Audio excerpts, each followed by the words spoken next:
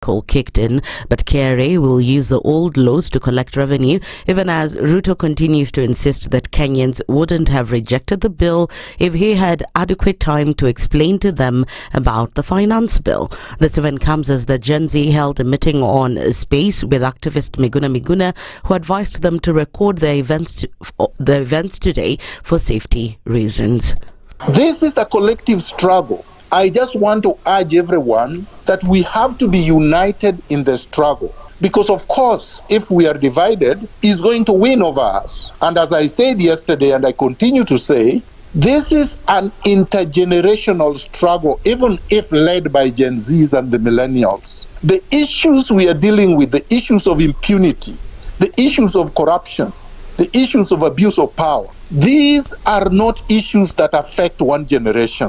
Chief Justice Martha Koome has strongly condemned the use of excessive force by police officers against young people who are holding anti-finance bill protests. Koome has also denounced the rampant abduction cases being witnessed in the country, further assuring those affected that justice will be served. We cannot, for us, judges and judicial officers, envisage anybody taking law into their own hands and taking away a life. Life is precious. It should always be preserved. Even if somebody is caught stealing or committing the worst form of a crime, they must be arrested and processed according to the law. We should not witness cases of excessive use of force that threaten the lives of peaceful and unharmed protesters.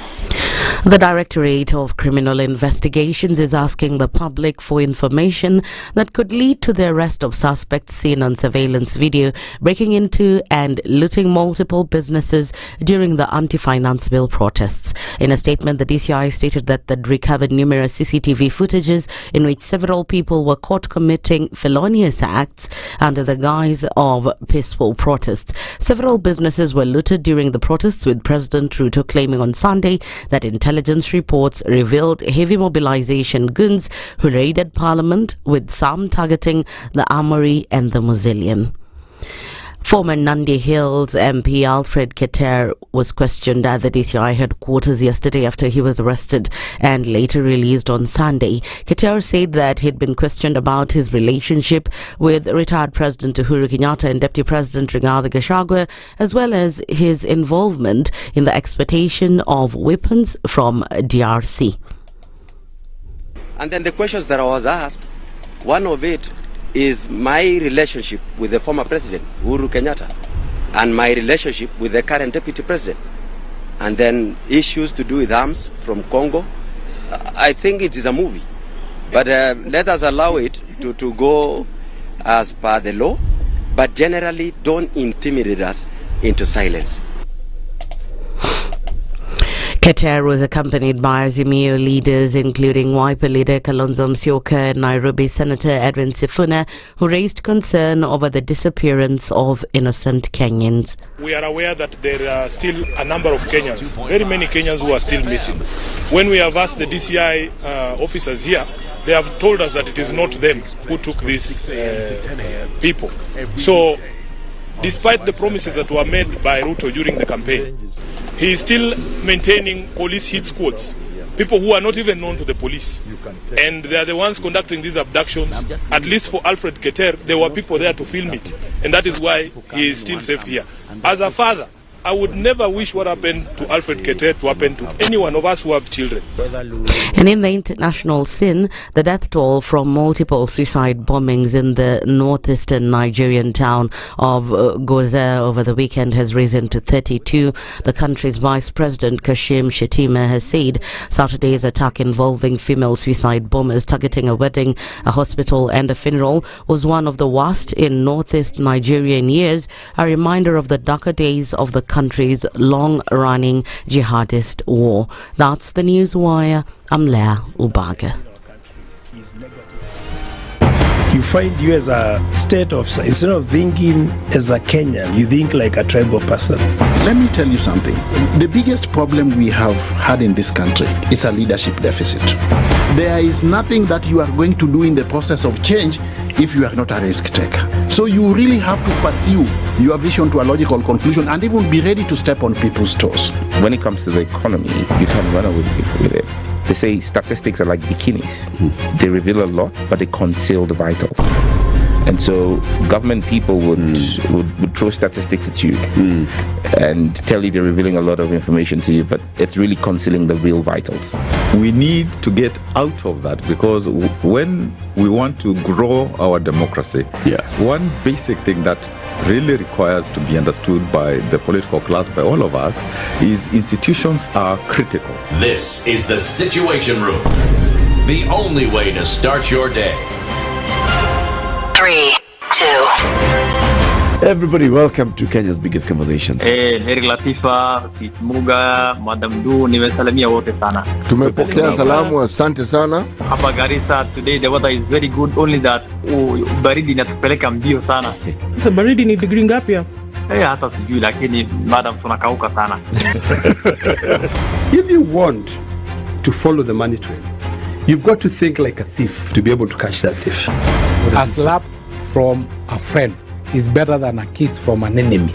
You remember the kiss of Judas Iscariot? Iscariot. Yes. Is the one that imetuweka kwa hii mashida yote na mataabu kwa sababu of that kiss. Yet the slap of Jesus Christ, when he slapped those guys wenye walikuwa wanauza mboga ndani ya kanisa, took them to heaven.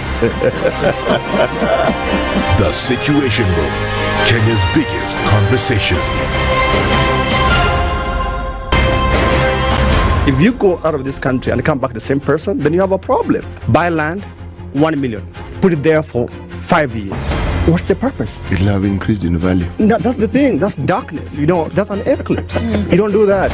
I hope you don't believe that a hustler is a poor person, or that all hustlers are poor. I've seen that conversation. Tell us, who is a hustler? Who's a hustler? Hustler is a person who is making a living through hard work.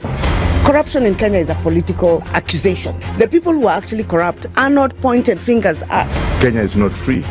Kenya imeshikwa na mateka. It's under siege. Have you seen that lodge on Nyeri Road? Very high fence. You can't even windows sleep inside. Up near the ceiling. Yes. And if you walk there at midnight, you see bats the size of cows. And when it rains, it doesn't rain on that building. Yes. When you're at All Saints and it's raining, it doesn't rain on that building. The things people will believe. The Situation Room, Kenya's biggest conversation. Good morning, welcome. It's Tuesday. Let's take a look at what's happening on these streets throughout today. We'll start with right now, where not much is popping. Coming off the Thika Superhighway, it's free and clear all the way from coming off from Kasarani through towards the city. Not going to find a problem here. The roundabout free as well. As you're coming out of Westlands, I think we're seeing some issues just as you get towards the roundabout. But again, nothing too alarming. Off of Jogoo Road, we're also fine. There's always action at this hour, right around Wakulima, as folks are, unboarding. What are they? Offloading, thank you. The ware and vegetables and stuff as they come off the market. All right, so we're looking into what will happen Tuesday. We're going to keep an eye on all of this, and we'll talk on SpiceFM, KE on X, hashtag the Situation Room.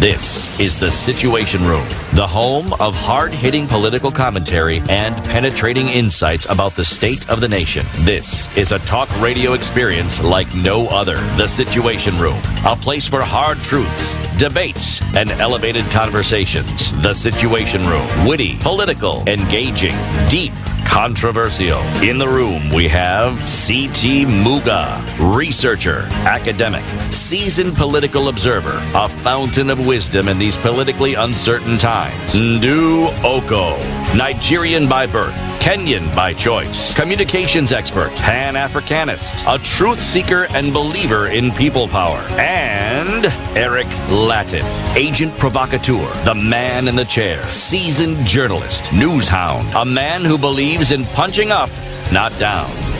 This is the Situation Room. the only way to start your day. Tuko hapa sisi, sijui wewe uko wapi. Ndu? Talk to me. How are you? I'm fine, thank you. Good morning. Good morning to me. And how about you? Good morning to me as well. Very good. We're trying, though. So, mother duties performed well yesterday? Done. Very good. Dropped child at school, done. Very good. Message received from school, your child has checked in, done. Very good. Yeah. Hiyo ni mzuri kabisa. Sindio? Hiyo ndio inafaa. Yeah. So, when does now the term end? August. Next month? Yeah. As in August is next month. August is next month. Hey. Can you imagine? Imagine if my friend. Jesus. Nakimbia kukimbia, my friend. Jesus. Just start saying Merry Christmas now. Like that. Ghafla bin vu. Ghafla bin vu. Itakuwa Christmasy. Telling you. Yeah. Hii taa inanimulika sana, sijui hata. Nini? Taa. It's bright. Yeah. Your future is bright, Eric. Huh? Your future is bright. I'd like it to dim a little bit. Kidogo. A little bit. How are you, everyone? Let me tell you what we shall have conversations about today. Today is Tuesday. They have said they're going back to the streets. Yeah. Yeah? Yeah.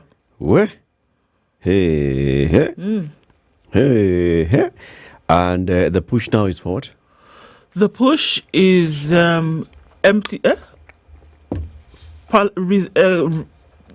What's the word?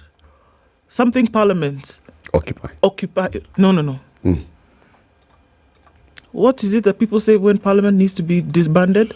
That one. Is it disband parliament? Dissolve. You see? You see when you apply yourself, Eric, you can actually do some amazing things. Dissolve. That's what they want. Yeah, dissolve parliament and Ruto resign. Yes. And then down. What? Don't ask me hard questions. It's still 6 We have just told you the first. So, yeah. So the people will be out there in the street. Now there's the issue of we are in a new financial year. Today is the second day of the 2024-2025 financial year, whose appropriation bill has already been signed into law. And the president said, now this appropriation bill, what we'll have to do is come up with a supplementary budget chap. So that we have amendments to the appropriation bill, cutting back the budget and to fit things that matter. But Samson Cherargei, who is the senator for Nandi County, will be joining us at 7 a.m. to talk about this reduction of government expenditure. Is it a fallacy or reality? What do we see about that? So he'll be here 7 a.m. At 8 o'clock, there was a bill that was raising temperatures, and people were confusing it and saying, some of the proposals in the finance bill, include land.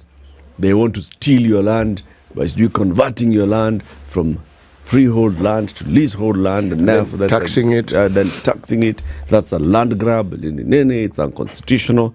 The Cabinet Secretary for Lands, Public Works, Housing and Urban Development, Alice Wahome, will join us at 8 a.m. to talk about that. There was a bill that was withdrawn by the majority leader in the National Assembly.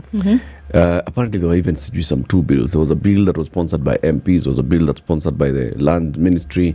What was it? What is the idea behind this land, leasehold, freehold, land rates issue? She'll join us at 8 to clear the air on that.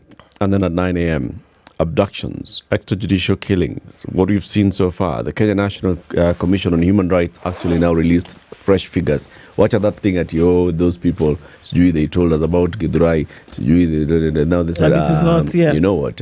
We have actually now gone again to all facilities. To check. And what we have so far is just higher numbers of the people who we had initially reported have been killed. According to the Kenya National Commission on Human Rights, 39 people have died so far from the protests. 24? Not 19? No, 39. It's not 6. 39. They say they have records of 361 people who were injured in relation to the protests countrywide. And it goes on and on and on. And they've released a statement with all those numbers.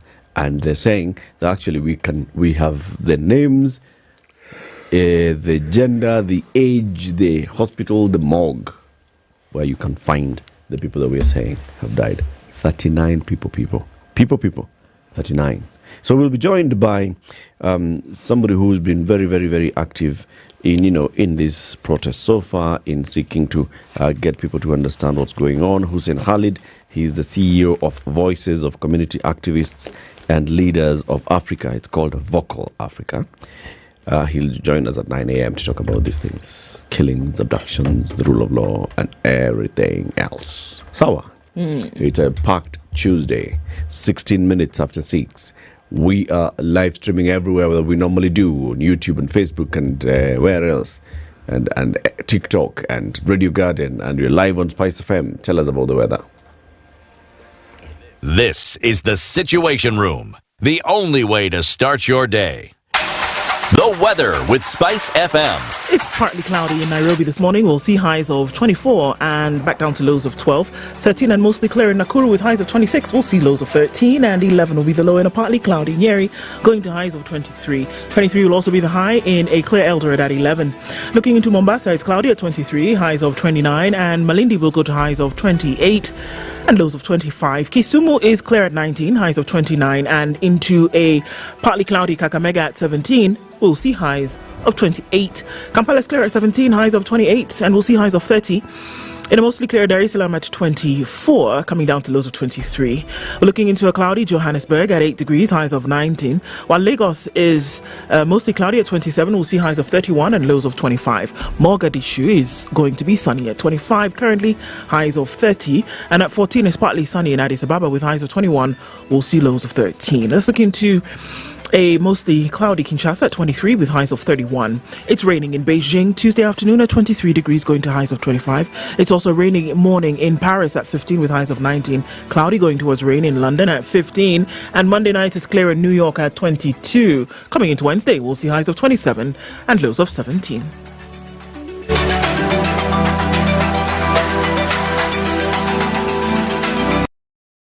Mature, intelligent talk every morning. Spice up yourself.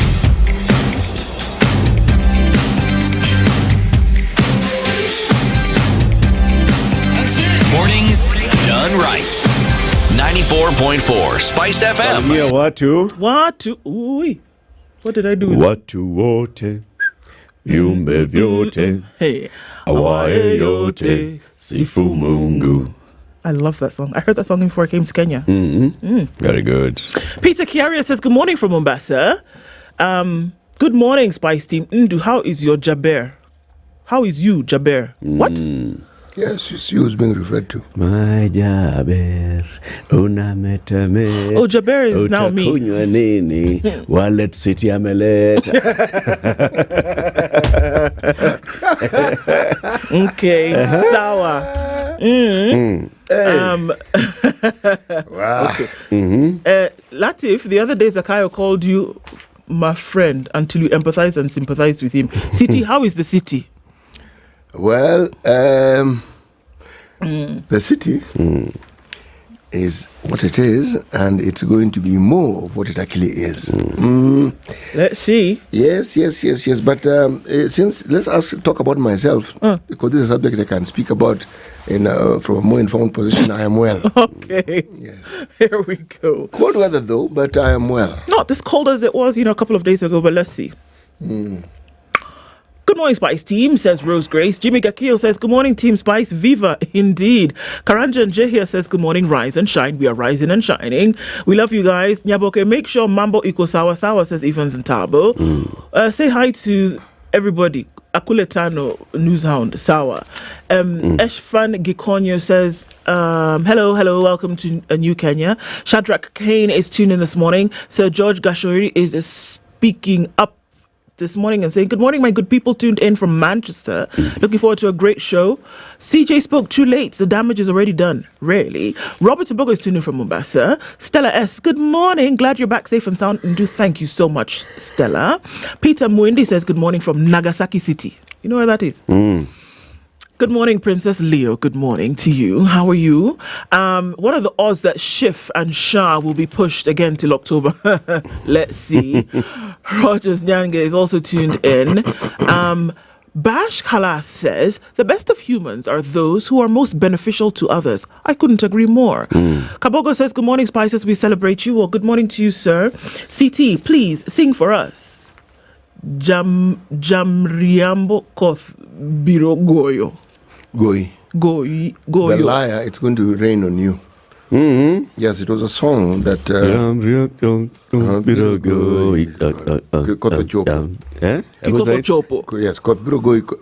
it's going to rain on you. The rain has arrived. That's now the refrain. Okay. That's what it means, eh? That's what it means. Yes. Now Brian is saying that you should sing that one for you know who. Yeah. Jimmy Recker, sing for you know who. Sing it for Nani. Yamriambo kot birogo ikoto chopo. Yamriambo kot birogo ikoto chopo. Okay. Thank you. Kiongozi Omosh says good morning. Muko wengi leo. Okay, let's just go quickly. We can see you guys. Mama J is here. James Kamau. Alan Nyaga is also tuned in. Laban, we see you. Latif is actually spelled with an L. Tone Deaf. Okay, one mic is saying yes, we know. The 2000 ready for Tuesday. Ndu whilst you were away. Yes, George. Mwendam Paula says good morning, Team Spice. How are you all doing? We are here. Ellen Paul also saying good morning. Rapper Gunshot. Where? How about that for a name? Mm-hmm. The 52 is also tuned in. Father James, yes. Good morning to you. Mm-hmm. Good morning, got to Philip. Miss Lilith. Oh, that's an interesting name. Good morning. Jacqueline Isanda. Chirarge, yes, he'll be here later. Mama J, also we see you. Elizabeth is also tuned in. Abdul Malik. Hey, God. Abdul Malik, good morning. Fred Momanyi says good morning. Tuned in, ready for you guys. Asante sana. And they keep streaming in. We see you guys. Thanks for joining us this and every morning. Karibuni sana. Kabisa. Siti? Ulisema hii wiki tuko? Sisi iko ndani ya Republic of Angola. Angola. Yes, Angola. Right. I asked this question yesterday, Ndu, so I'm asking it of you today.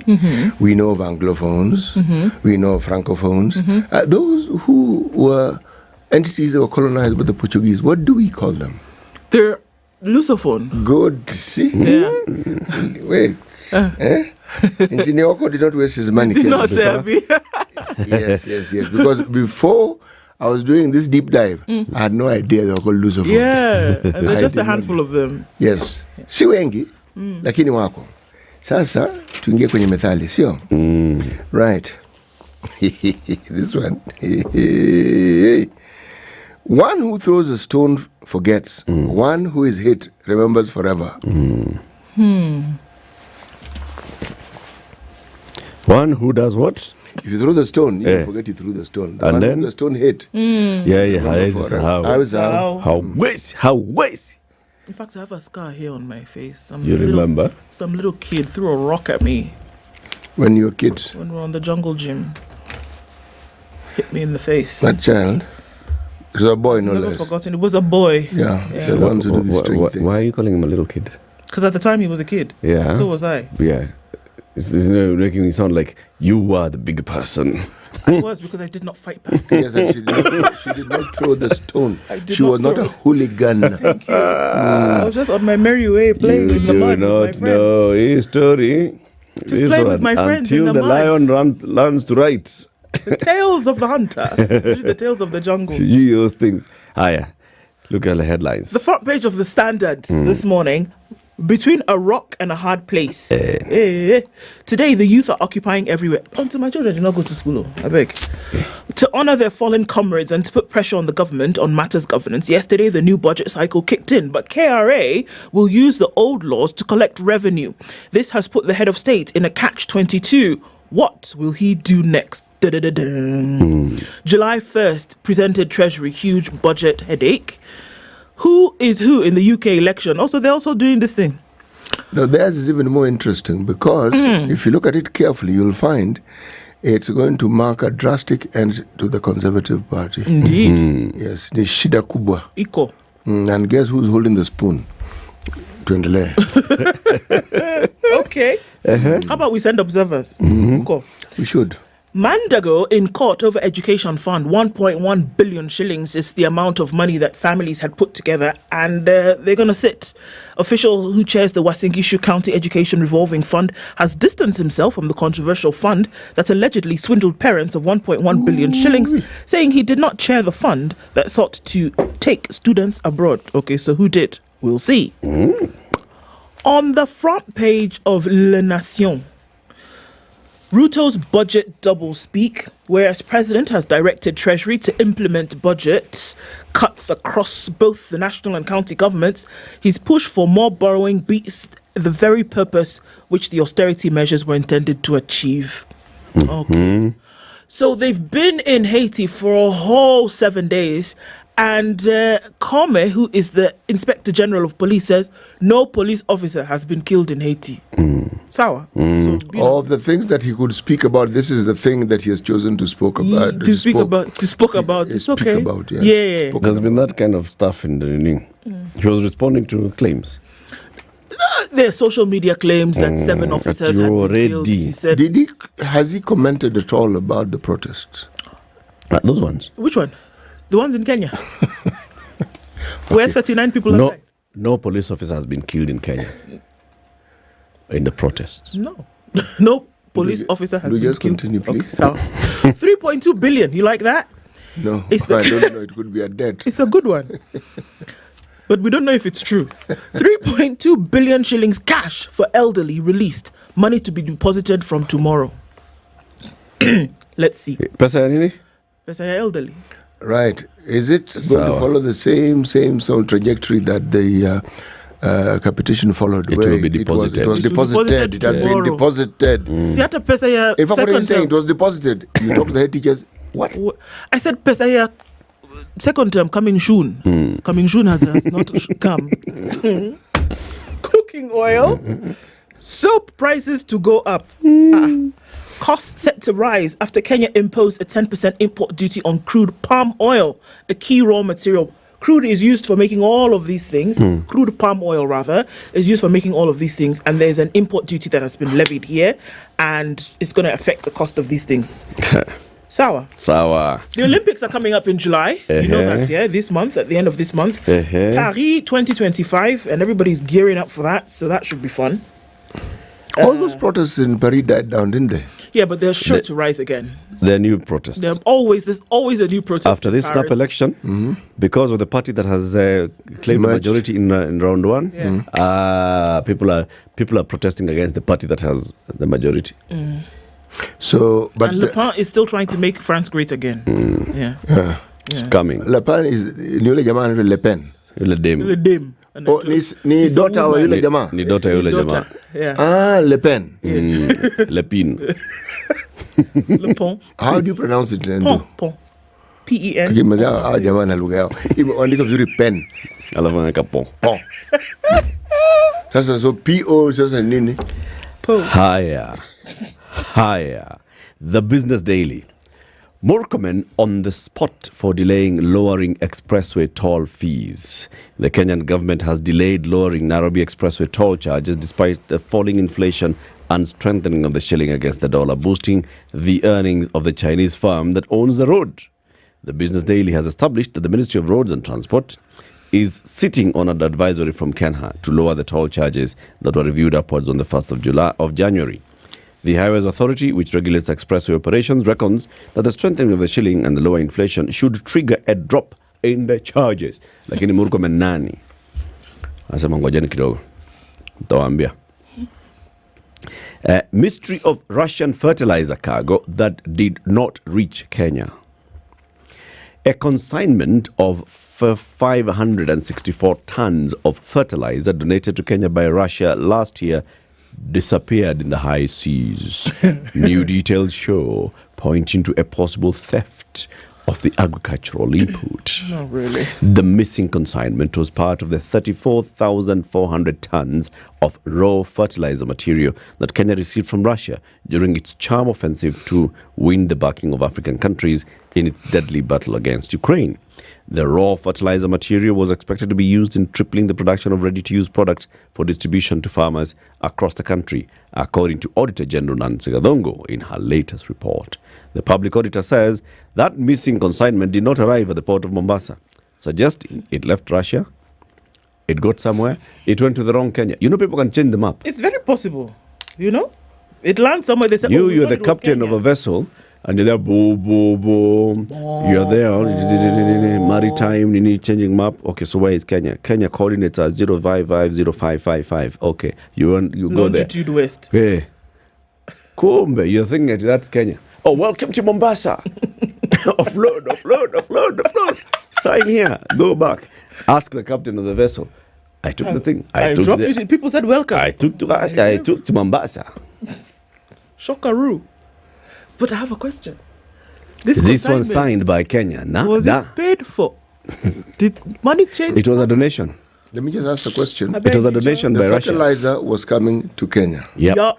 And was coming from Russia. It was a donation by the government of Russia. It entered the high sea. To come, part of this was coming to Kenya. Okay? So use these. These are ingredients. Go and now you can take to your companies there, the fertilizer companies, they can now make fertilizer. Sawa. Yeah, it's coming. Sawa. Yeah. Go. Okay. I just want to ask one question. The purveyors of this particular tale, is it Kenyans or is it the Russians? It's the Auditor General. It's the Auditor General. She said, we know that there was this thing happening. There's a record of this. There was a record. And there was a record of a ship which had fertilizer. Yeah. It was actually on the sea. And it never arrived. Yeah. But the ship arrived. The ship arrived. The consignment did not. The ship did not get No. She says NCPB received 33,835 metric tons, hence a short landing of 564 metric tons from the 34,000 metric tons that was to come. So ilifika hapa. But less than. What left Russia? What arrived here? Imeumwa kidogo. Kwa kona. It was coming to Kenya, still. Yeah. Okay. So it landed, the meli landed in Kenya. Sorry, it's true. The meli landed in Kenya. Yes. Lakini sasa ilikuwa na let me just pakiti tano. It was around, it was 50% of what we are told was consigned.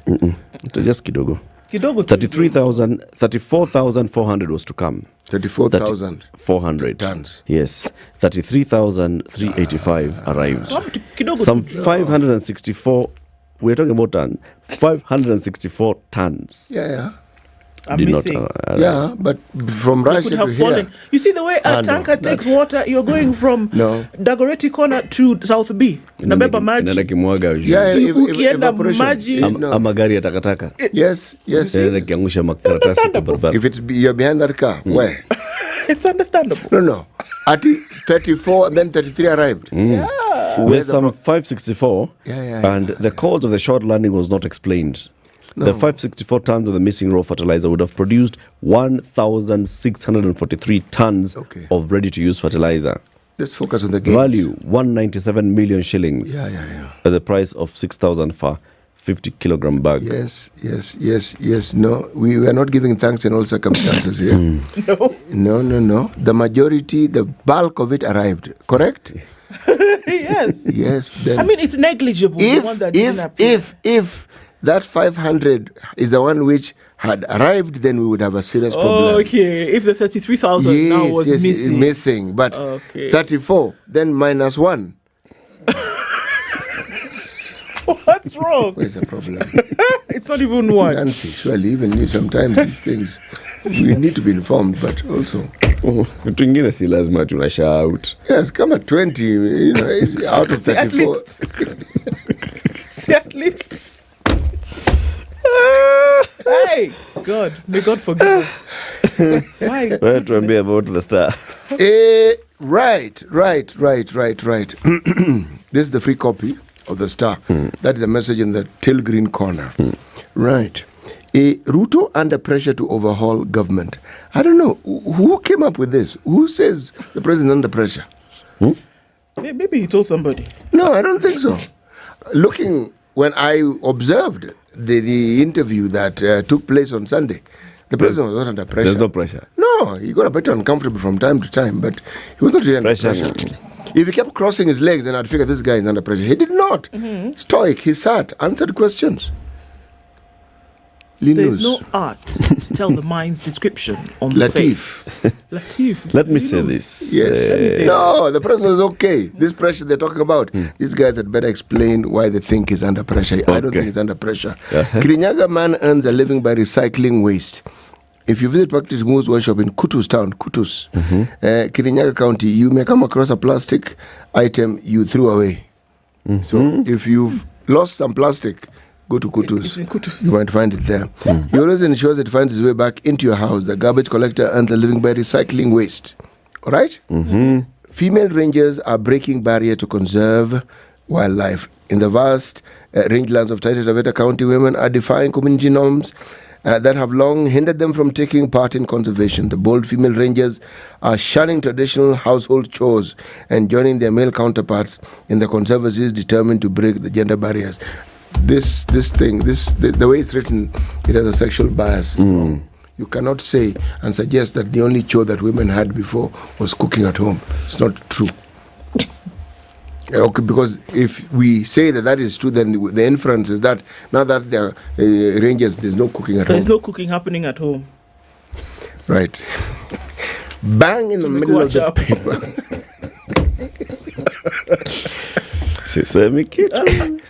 Sands of time, young people agitating for sweeping changes in country's political leadership. New generation, hell for old guards in 2027.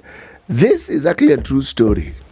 This one, true story. Youths known as Generation Z have sustained the Ruto Must Go countrywide protest. This is a picture of young people walking, taking selfies. Some have removed their shirts. At least he had a shirt. And yes. This is with us for a while. Today is one of those designated days again. Is it not so? It is. Okay. Yeah. Let's see how this one unfolds. Yeah. Right. It is 23 minutes to 7. Tell us about traffic. How about it? Is the Situation Room, the only way to start your day.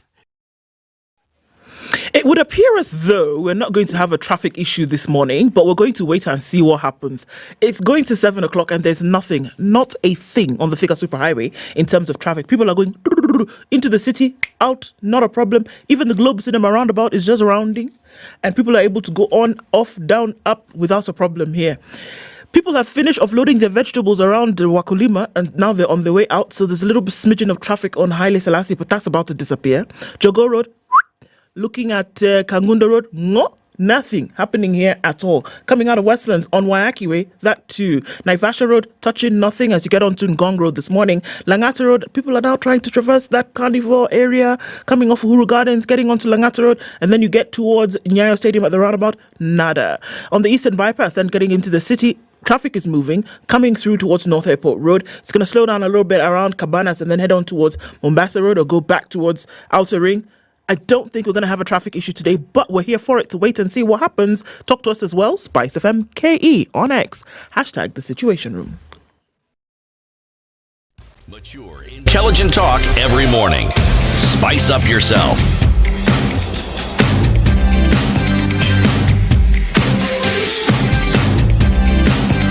Mornings done right. 94.4 Spice FM, Nairobi. Okay. I want to tell you about this cooking oil and soap prices to rise on the new tax. Yeah. You may not like There's it. new tax. Yes, no. See, I thought we've killed that whole thing. Hii ni nje ya finance bill tafadhali, please. Okay, but scare. The cost of cooking hoiro, soap, margarine, and some cosmetics, like with glycerin, those ones with glycerin, is set to rise by double-digit rate starting this month after Kenya imposed a 10% import duty on crude palm oil, a key raw material used to produce them. You understand so far? Yeah, but I don't get it. All right. The East African Community Council of Ministers, hey, that sounds nice. Chairman Deng Alor Kwol said Kenya's application to raise duty on crude palm oil to 10% from the current zero rate under the Common External Tariff has been approved. It was Kenya's request. Kenya now joins Uganda, which last year imposed a 10% import duty on crude palm oil. According to this quote, the new duty, will increase the cost of everything we make from crude palm oil, cooking fat, margarine, and all that by 10%, according to a top official at a leading manufacturer. So expect those prices to rise. The increased duty on crude palm oil harvested from oil palm trees forms part of a few options left for the Ruto administration to raise new and higher taxes after the government was forced to drop the Finance Bill 2024 last week following deadly protests. The youth demonstrators, who are not affiliated to political or ethnic groupings, poured onto the streets, which we know. Now, let's look at this. Other goods targeted was semi-trailer trucks, whose duty was now raised from 25% to 35%. This is still again under the East African Community Council. They're joining other motor vehicles, which started paying the 35% last year. The higher duty on crude palm oil could see households pay an average of 359 shillings per litre of cooking oil, based on an average cost of 326.36 per litre in June, as per data collected by the Kenya National Bureau of Statistics. So, what you were paying 326 for, this has nothing to do with finance bill. You will pay 359 shillings for it. So now it is coming through now the East African. Yes, yes, it's coming through the East African Community Council. All right. Now, Kenya already applies a 25% duty of 25% of $500. And so this will, of course, make the product even more expensive. Prices of cooking oil and fat, soap and cosmetics with glycerin skyrocketed in 2022 after global prices of crude palm oil shot up to record levels, initially due to the drought in Southeast Asia last year, followed by protectionist export rules in Indonesia, which prioritized supply to domestic factories. So we saw that spike. It was crazy. 1 litre was going for almost 500 shillings, and that then reduced significantly, but now we're seeing that it's on the climb again.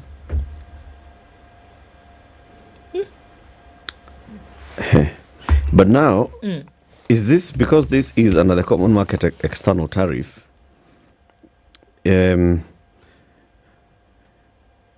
it then oil that's imported from within the common market, or is it that any oil that enters through the port of Kenya will have this, and it will be higher than in other markets? This one I need to get to understand. The bottom line is mafuta na panda. Exactly. Okay. The details of how and why, because then I wouldn't understand. Those are details. Yeah, but it's going to rise essentially. Sheesh. Kenya doesn't produce palm oil, crude palm oil. Yeah. So either way, we have to import it. Yeah.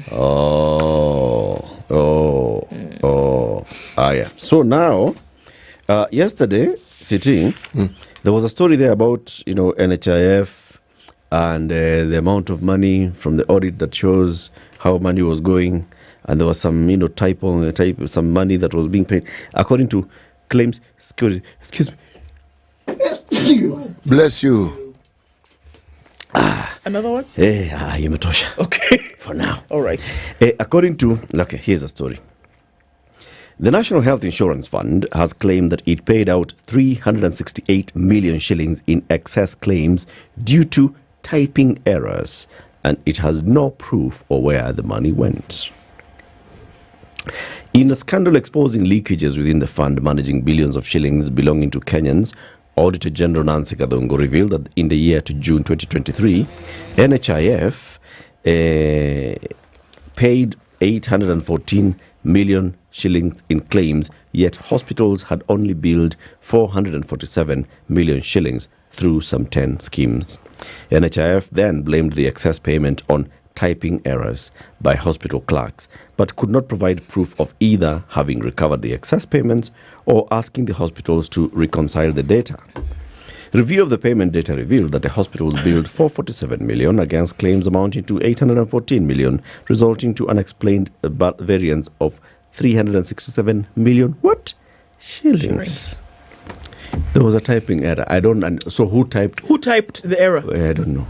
Because hospitals submitted claims worth this amount, 447 million. In the processing of these claims at NHIF, they rose up to 814 million. And they paid out the 814. And they paid out 814 million. But there's no sure route of where the extra 367 million shillings went. Because if a hospital had billed 100 million shillings, it was paid its 100 million shillings. The other one that had billed what? So the hospitals that had billed 447 received 447.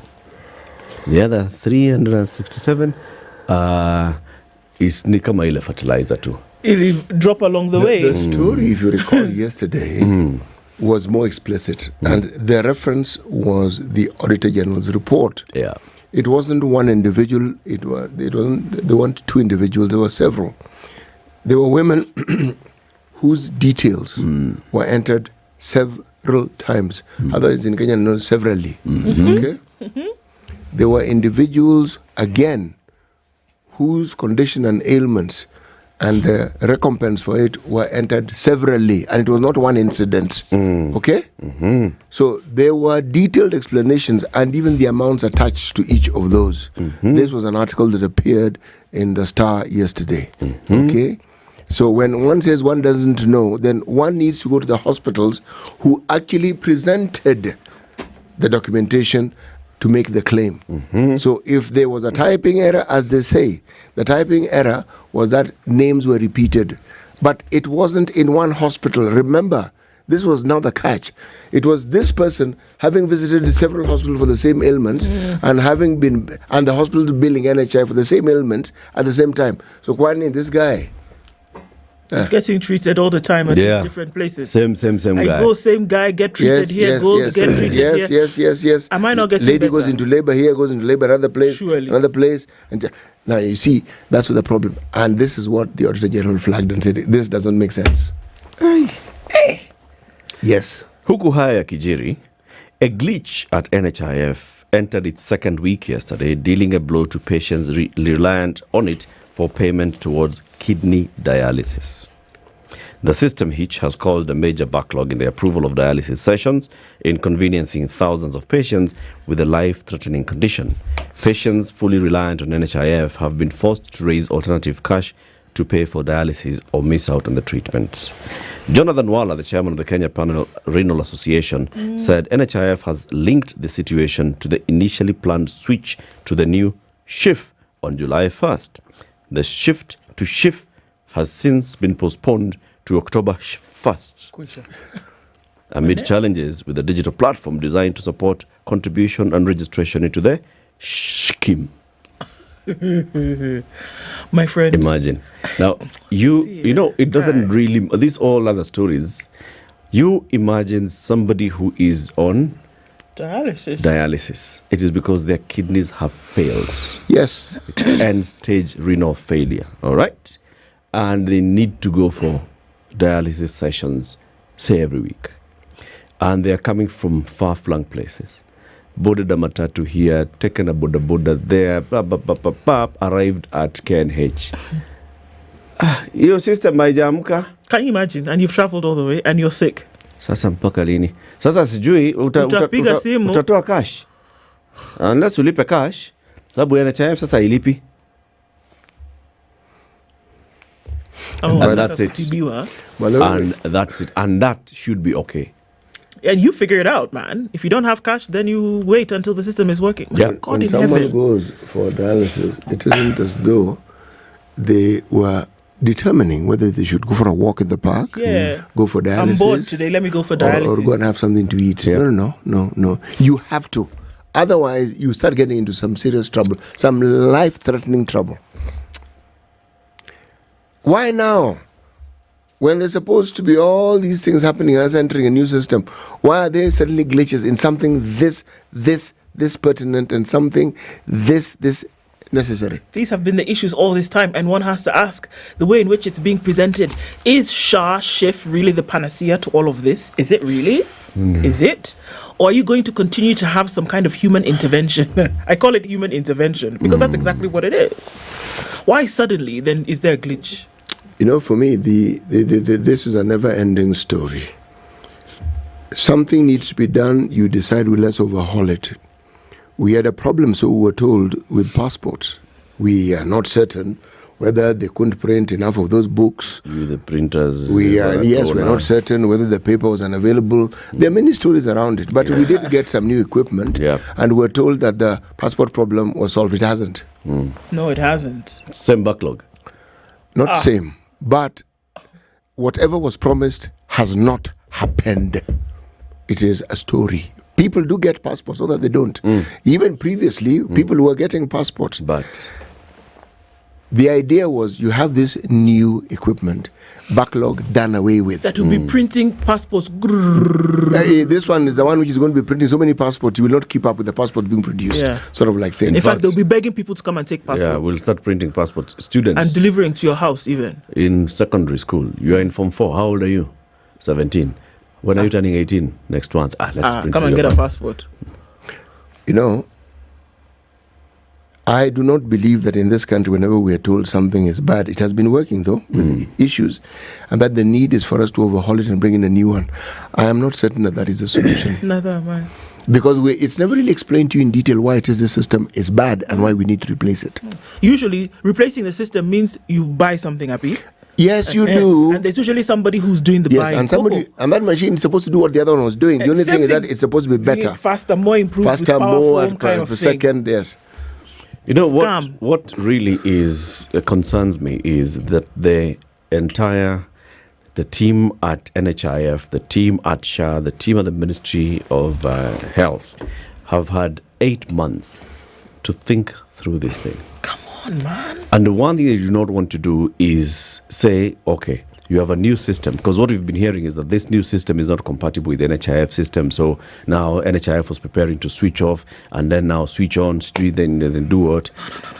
Had you actually looked at July 1st is coming, and had you ensured that there's going to be a smooth flow into this?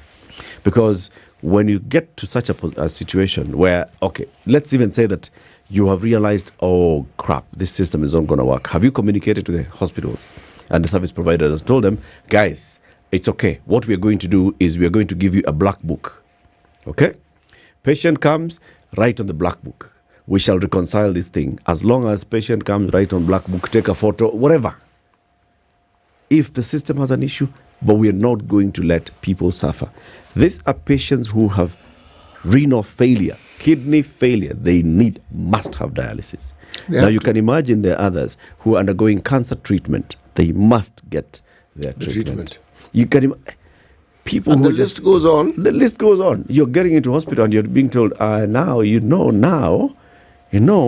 because you see now this kidney issue was now going into the other fund. You see, SHA was going to come up with 3 funds. So SHIF is not going to be dealing with kidney issues. It is the other one that is going to be dealing with kidney issues. It's called what?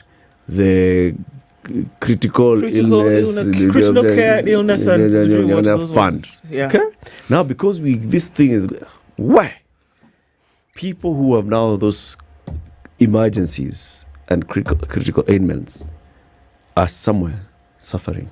What galaxy? And somebody is waking up and reporting to work. I'm telling you, what galaxy do we operate in? What needs to happen? I don't understand. In my opinion, very simple thing in terms of a transition. After all, the way they explain it to us, it's like it's very simple. We're just moving from here to here. Seamless. Come on. You've had time to think this through. The problem is when you involve humans. No, it's really... Tell us another story. This one. Okay, now, should we look into the details of this disappearing fertilizer? Okay, let me tell you. Now, mystery. X-Files, that song was Over 564 tons of fertilizer donated to Kenya by Russia last year disappeared in the high seas. Poof. New details exposing a possible theft of the cargo have emerged. In an expose by the Auditor General, Nancy Gathongo, Kenya received 33,853.9 tons of raw fertilizer from Russia from the 34,400 tons that Moscow offered Nairobi as part of a charm offensive to win the backing of Kenyan countries in its deadly battle against Ukraine. Okay? Now, the raw fertilizer was expected to be used in tripling the production of ready-to-use manure for contribution to farmers across the country. Ms. Gathongo said the missing consignment did not arrive at the port of Mombasa, suggesting it left Russia but never arrived in Kenya. The NCPB, yet again, received 33,835.9 metric tons, hence a short landing of 564.1 metric tons. A ton is a big deal, guys. Now, the cause of the short landing was not explained. The 564 tons of the missing raw fertilizer would have produced 1,643 tons of ready-to-use fertilizer, valued at 197 million shillings at the market price of 6,000 for a 50 kg bag. Do you follow me now so far? Yep.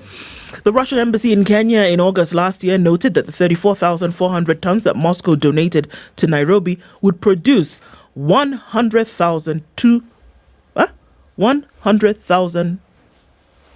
I don't understand this number. 100,200 tons of the finished product after reformulation. Do you follow me so far? Yes. Okay, so it will multiply and become now something that you can use. 100,000 tons, basically. Okay. Now, more than 34,000 tons of the fertilizer donated to Kenya by the Russia Uralka Group are now being reformulated to produce the 100,000 tons of fertilizer. This will help Kenya a lot to get a good harvest this year. Now, that other 564 tons would have brought another, 1,643 tons, valued at 197 million shillings. Now, all this missing of the sea thing, I want you to focus on that 197 million shillings. Because that is what the 564 tons, when reformulated, would have produced. Is that not a pretty penny that would have entered one person's pocket? How much arrived again?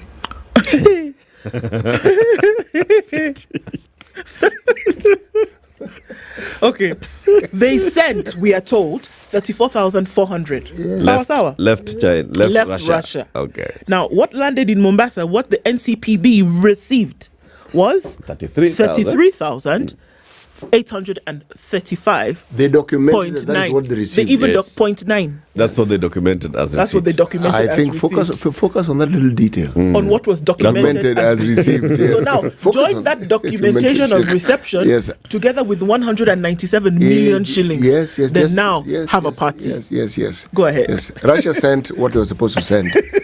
We documented something different. Yeah. Yes. Okay. So enjoy. What arrived is different. No, what was documented was different. What was documented was different from what was arrived. Not what was arrived. Documented. Focus.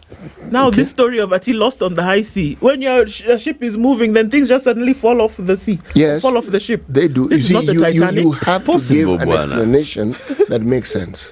The high seas is a good explanation.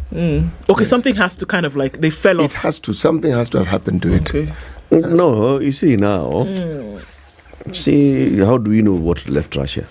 Why are we only trusting the Russians? Because they focus on the documentation. How do we know how much left Russia? It was in the documents. Because they said, look at it. Russia said 34,400. Kenya also said what was documented. Yeah. They said what was documented. Yeah. So. By the way, did you know that Shah became the first casualty of withdrawn finance bill? How so? Well, the launch was planned sometimes, and it has withdrawn. Health CS Susan Nahumisha said the launch of the Social Health Authority services this week has been shelved in light of the withdrawal of the Finance Bill 2024. That's umepata hiyo. Acha story bwana. Basi umepata sijapata. All right, that sought to finance. Is it sought to finance the primary healthcare fund and the emergency chronic and critical illnesses fund, set aside funds for indigent and vulnerable persons. The ministry is reworking to align to this reality. Therefore, the existing NHIF contributions and benefits will continue. Thank you very much, until we roll over to SHA. That is a sensible thing. October? I don't see the sense. Me, I see the sense. NHIF has been working all along, okay? The individuals who like booking patients in several hospitals are the ones who need to be dealt with, okay? And mambo yote, I just do not see the sense. Well, my friend, the whole point is not for you to see the sense. It's for you to accept. Mshaambiwa. Sasa sense ndio unatafuta. Sense ungekuja jana. Sense ilikuwa story ya jana. Yes, you focus. News time, it's 7 a.m.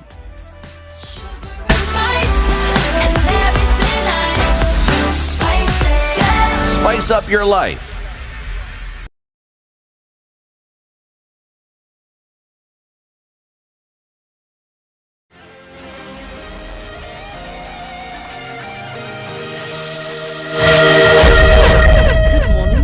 The News Wire. I'm Leah Muga. National Assembly Speaker Moses Wetangula has said the Finance Bill 2024 cannot become law through mere elapse of time, as several pundits have claimed.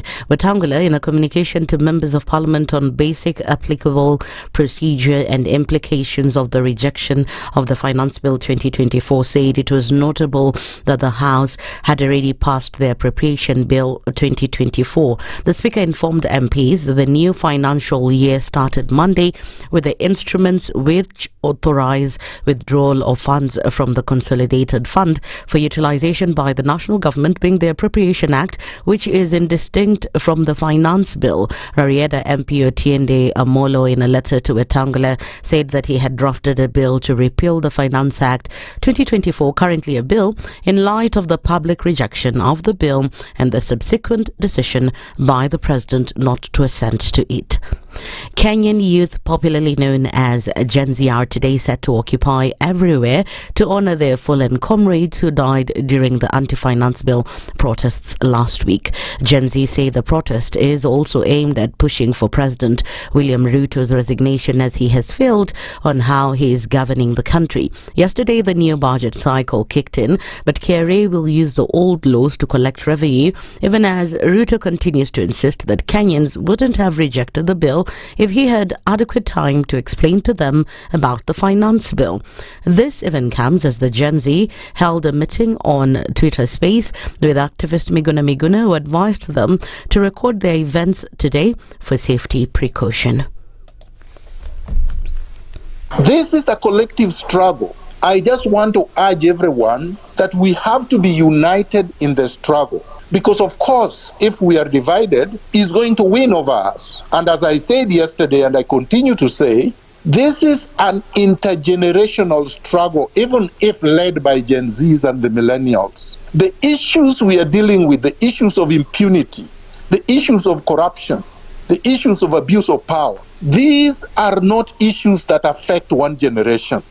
Chief Justice Martha Koome has, however, strongly condemned the use of excessive force by police against young people who are holding protests. Koome has also denounced the rampant abduction cases being witnessed in the country, further assuring those affected that justice will be served. We cannot, for us, judges and judicial officers, envisage anybody taking law into their own hands and taking away a life. Life is precious.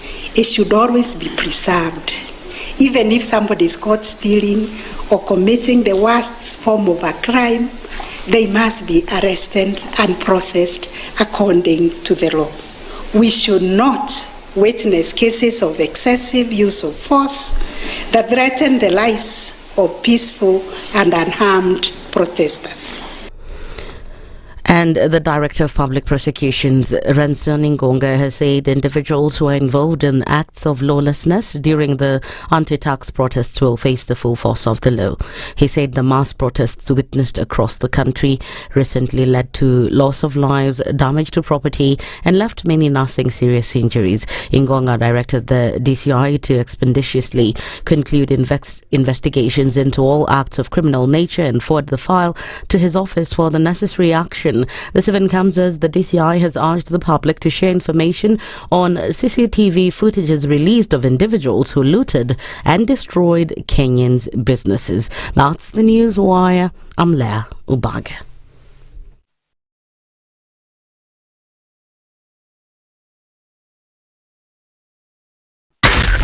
SpiceFM, Nakuru. All right, looks like it's going to be a traffic empty day, but let's take a look anyway. Coming off of the Eastern Bypass, getting out towards the Embakasi Loop, we're not seeing much happening on Outer Ring, and then on towards North Airport Road, and then Cabanas, again, not a problem. On Kangunda Road, your usual, trick of traffic as you try to get towards Outer Ring, but coming off the Thika Superhighway, let's take a look at all the way coming in from Githurai. You're going to get past Kasarani out towards Garden City. Not much happening through towards Pangani, and indeed to the Globe Cinema roundabout. Nothing is happening here. We'll take a look at Ngong Road as you're coming off of Naivasha Road. Not much happening either. It looks like it's going to be that kind of Tuesday in terms of minimal traffic on the roads. We're going to keep an eye on things and see what happens as we come into traffic hour. Let's talk on Spice FM, KEONX, hashtag The Situation Room.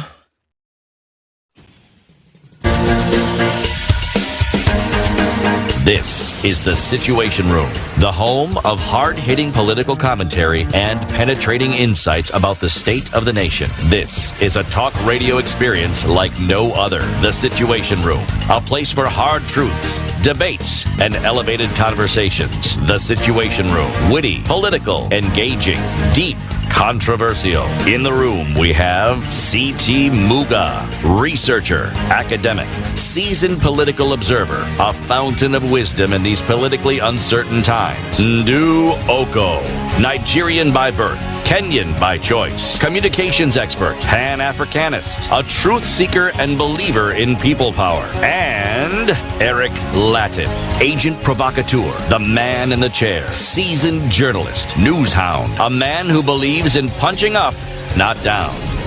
This is The Situation Room, the only way to start your day. It is 6 minutes after 7. How are you doing? Welcome to the second hour of Kenya's biggest conversation. This is The Situation Room, and thank you very much, everybody who's joining us on Spice FM, joining us on KTN Home, on YouTube, on Facebook, on TikTok, on Radio Garden. Soon, Ednah will put us on X as well, and we will be everywhere, broadcasting from the Standard Group Center to the world. This is the Agenda Setter Show. City, when we say switch and win, we mean make money. Yes, and we also mean stand back. Yes, that's what we mean. Yes.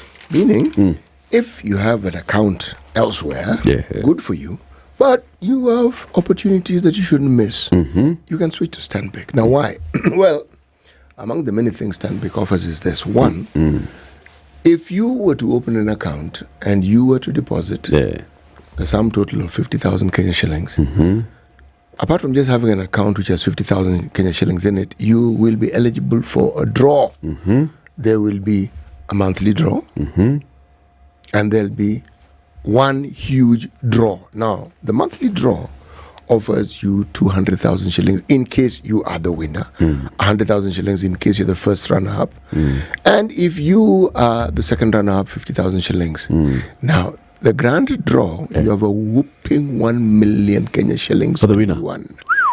Yes. And if you're the first runner-up, it is 500,000 shillings, meaning 500,000 shillings. If you're the second runner-up, it is 300,000 shillings.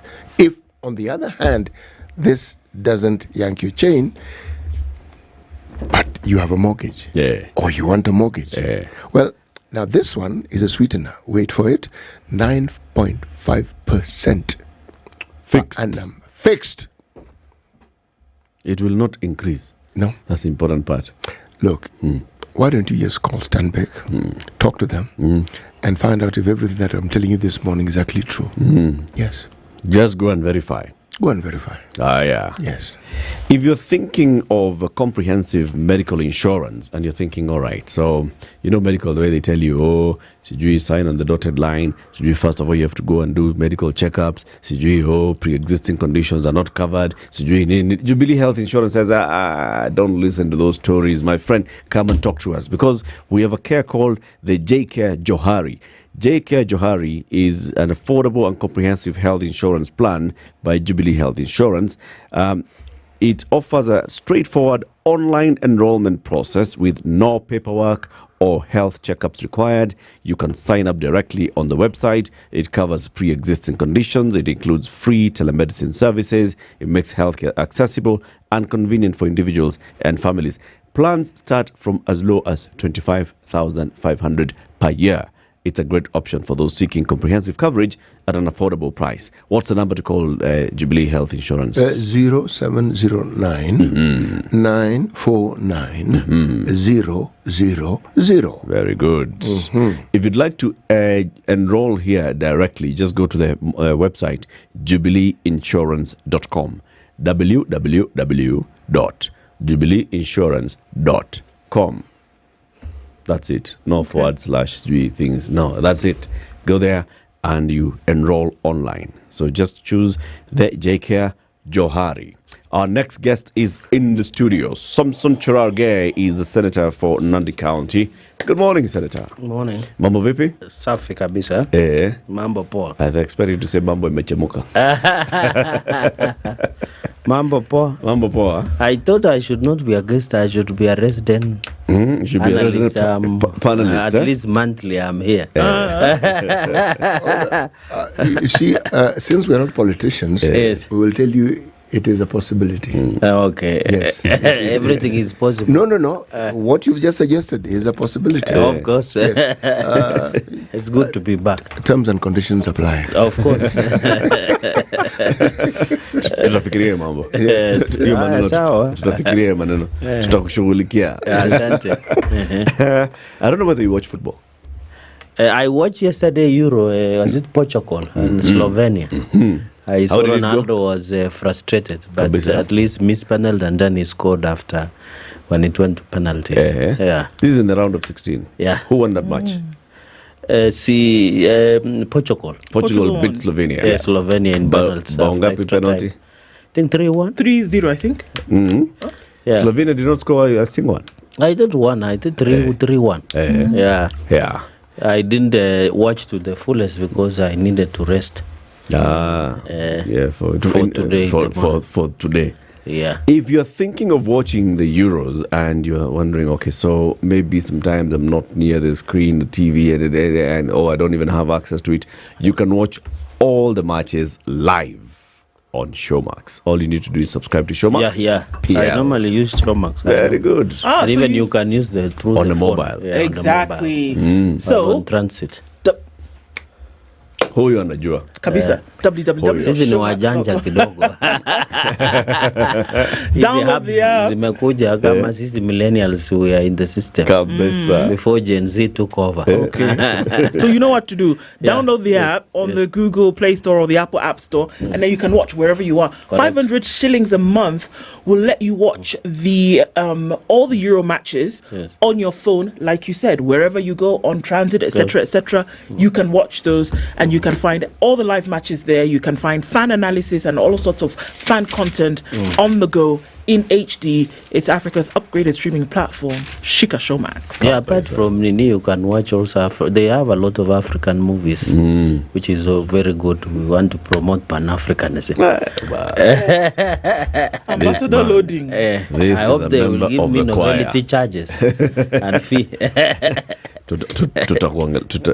Terms and conditions apply. Kabisa. Siti. Yes, please. Welcome the senator with the proverb. Yes, the proverb will be welcomed by the senator. Okay. Proverbs are from the Republic of Angola. Okay. Ndugu Senator, did you know that people who come, whose countries were once colonized by the Portuguese, are called Lusophones? No, I didn't know that. Neither did I. Let's look into this. Instead of Francophone, Anglophone. They are called Lusophones. Okay. Yes. Now let us get a proverb from this Lusophone country. One who throws the stone forgets. One who is hit remembers forever. One who throws the stone forgets. One who's hit by that stone remembers forever.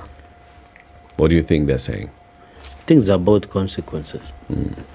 It doesn't matter who says, but it matters how you feel after it has been said. Yeah. I think that's my interpretation. Yeah. How you say it, the person whom you say it to might not remember, but the person who's being told to will always remember how you made them feel. Yeah. Huyu mtu kuna kitu alisema tangu hiyo siku. Yeah, sijasahau. Yeah. Mimi roho yangu ilimkataa tu hapo. Hapo. But if you ask the person who said, they might no longer not remember. They don't even know what they don't said remember. It. Yeah. And what's happening in the country? What's your reading of the current situation in the country? A lot is happening across the country, which is unexpected. These are extraordinary times. I said on the floor of the House on Wednesday, it was unexpected. And I think it has pointed that as a country and as a people, sometimes some things get to an extent where the people, by the people and for the people, rise up against some of the things that they feel they are not right. Of course, led by Generation Z, and these things have happened when it was not expected. But the signs has been on the wall, as they say, mene tekel, was written on the wall. It is that we have misread the signs for very long, but we have been aware what has been ailing the country. Like issues of corruption, wastage expenditure both at national and county governments, corruption both at levels, governance that does not meet the threshold and the thinking of the people, and also taking people for granted, opulence in display, and all these issues have been here with us. But I think no one has been bold enough like Gen Z to come out and speak against it because of various interests, both people in public service, in government, both levels, and also individuals who feel that if today they come out and talk about it, they have their own interests. Yeah. So I think for me, I'm happy as a young person and as leadership that at least the people are taking charge of their destiny. And that has been my prayer all along. I'm happy the conversation is happening where it should be. And I hope and pray that that the wisdom of us in leadership led by the president will lead to radical changes. And you remember I raised all these issues. I have appeared on this show when I raised about opulence in some of the members of the executive. And in fact, as we talk, I have been taken to court for raising the questions on opulence of some of the members of the executive. And we have been in some of the group where we are with you. I don't know. I saw somebody mentioning a group we are, the WhatsApp group, and you know the aspects. But the point I'm happy is that the direction that the young people has taken us is good direction. I hope we don't extend to extreme. We must have a structured engagement, and I think it is important for the country, especially the issue of corruption. Yeah, corruption is what is killing this country at both levels. Okay. At counties, and I'm happy that Gen Z have said when they are done with the national government, their next destination they are devolving. And I said in May that 3/4 of governors should be in jail for corruption. People misinterpreted it. People came out guns blessing that we want to kill devolution. It is a reality. Wastage in government is a reality. Corruption has been here with us. The challenge with corruption is that it has been here with us as long as the 60 years plus. So the question, how far can we go to ensure we root corruption within? And then the prudent spending. And I'm happy the president has said, let us, and I saw you, you did a good job eloquently. You asked the questions that many people would not ask. I wish next time Do goes or the researcher goes, City Muga.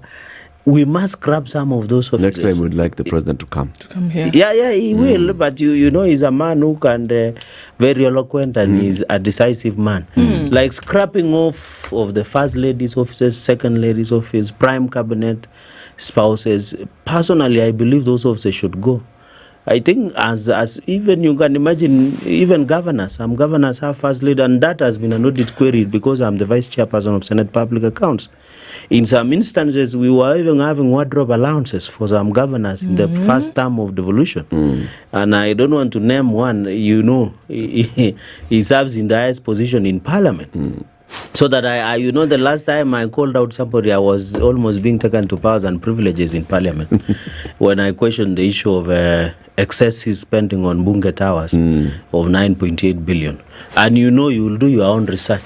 So if such cases, if wananchi who do not have even less than $1 per day, listen that somebody has wardrobe allowance, somebody has budget for first lady in the counties or in the national, sometimes it is not fair to the country. And I am happy that the public service should take cue now and ensure those officers are scrapped off, because under the PMF Act, you must have a legal authority to spend. And then we stop these lagis. Why would they? And I'm happy the city, we no longer hear sirens. I think GNC have brought some sanity. Nowadays, I'm wondering where the flags went, the sirens went. You don't see them? I don't see them on the traffic nowadays. I think that is the discipline we need in this country. Let people be humble. And when we call for humility, the higher you go, you need to be more humble and respectful. Because at the end of the day, the reason some of us are in office is because that ordinary Wanjiku, on the street, they went as cast the ballot, they gave us an opportunity. And I said on the floor, it will not matter whether you are in opposition or in government. At the end of the day, what I saw in Parliament on Tuesday was like a movie. I would not have expected an established democracy like Kenya to, in fact, some of the members of minority who voted no were running away like some of us through the basement to hide into safety. Because wananchi did know the difference between a senator and MP, and they were tired with all of us. It was the establishment. Yes, establishment. Yes. As we see all this, the response coming. Yes. And the announcements and the commitments that are being made. All right. So we have an appropriations bill that has already been assented to. Yes. It's in effect as it had been presented and as it was passed by Parliament. Yes. So all those expenditures are still there. Legally, yes. There's an expenditure for the Office of the First Lady. There's an expenditure for, Second Lady. Is it Second Lady? Is it? How do you put it? Who knows, Bana? All those Second Lady and Third Lady, all those expenditures are still there. Yes. How do you actually get to a level where proper rationalization of expenditure happens, and the House that did not see anything wrong with those expenditures and actually passed them is the one that will be expected to see something wrong now and start cutting them? No, but I'm saying, and I want to say that there is no spending within government that has no financial authority. When you look at the audit reports, they always look at lawfulness and effectiveness. They look also whether the accounting officers, the power of spending was given, who is the IE holder. So you must, by the time Parliament passed certain offices to spend, there is authority, legal authority. That is why I've said the public service. Now we are having a new conversation in this country that we don't need some offices, like CAS. The CAS, the Parliament did pass the regularization as suggested by PSC, Public Service Commission. It is now within the law, so it means you can appoint a CS, and that gives the power to spending. So the question now is that Parliament, we must go back and scrap legally, like the way deletion and through the public service, so that you cannot spend without the legal backing. Because now the appropriation bill must be amended. Right. It must be amended as and I hope as Parliament National Assembly resumes, because under Article 110 on money bill, the process of making a budget is a joint between the Senate and the National Assembly. And you are aware, petition number 3 of 2013, where division of revenue were part of it, the CARA, county allocation revenue. It will also come back, and I saw the communique for President that we must amend CARA because now counties we had given for 1 billion. So the question is, you as Parliament, initially passed all these expenditures. Correct. Okay? Yes. The people of Kenya have said, Pana, this is too much expenditure. Correct. And they're saying, we've got to cut it. The president has instructed his national treasury to come with proposals on where the cuts would be. Yes. So the national treasury, the executive that had proposed to spend this much, is the same one that's going to come and propose to reduce. How do we trust that Parliament is actually going to make sure that the right items are removed and the right items are funded? Parliament will now no longer, they'll be forced to do the right thing. I hope you are aware after the circumstances. So it's not even in question. Number two, the reason that expenditure was big is because the finance bill has been passed. Because if the finance bill, let's assume everything remain constant, the additional 300 plus billion that the finance bill, which is a generation of the executive wanted to raise, should have been captured in the expenditure. But now when the finance bill, the president withdrew and rejected from signing it, you pass finance bill with appropriation bill. So it will mean you must amend, and that is why I was using example of counties that Senate, where we do division of revenue bill and we also do CARA, we will amend, because the projection in that appropriation bill and allocation of resources was that 41 billion will go to counties. Now we'll need to review it, which means we must amend the CARA, which was an act that has been assented to, and also Division of Revenue Act, which we must, and also conditional. My question, Senator, is how do you trust Parliament? Is Parliament alive to the realities? No, it is alive. Is Parliament reading the room? Is Parliament going to come and say, now because, you guys raided Parliament, now we are going to cut, we are not going to hire teachers, but we are still going to allow certain expenditures that are still considered by the public extravagant? Yes. How is Parliament going to make sure that it is cutting these budgets in the best interest of the public, so that we don't end up with no doctors, no teachers, no clinical officers, but we end up buying new cars, or still having mandas? No, I think, in my own opinion, the process that Parliament will undertake now will be in the open. And they know the consequences of doing certain decision. All of us, including myself.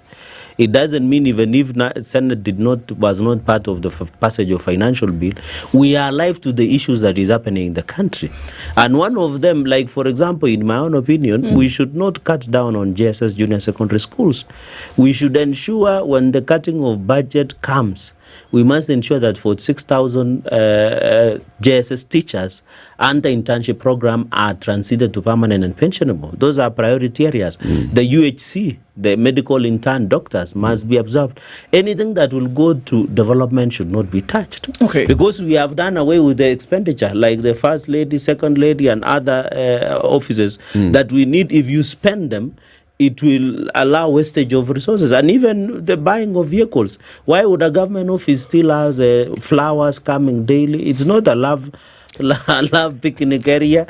Why would you having the newspapers? I'm not trying, I know you sell generating revenue, but why don't you use this a way of doing it online? Why would you have tea? You can have tea in your own house and mandazi.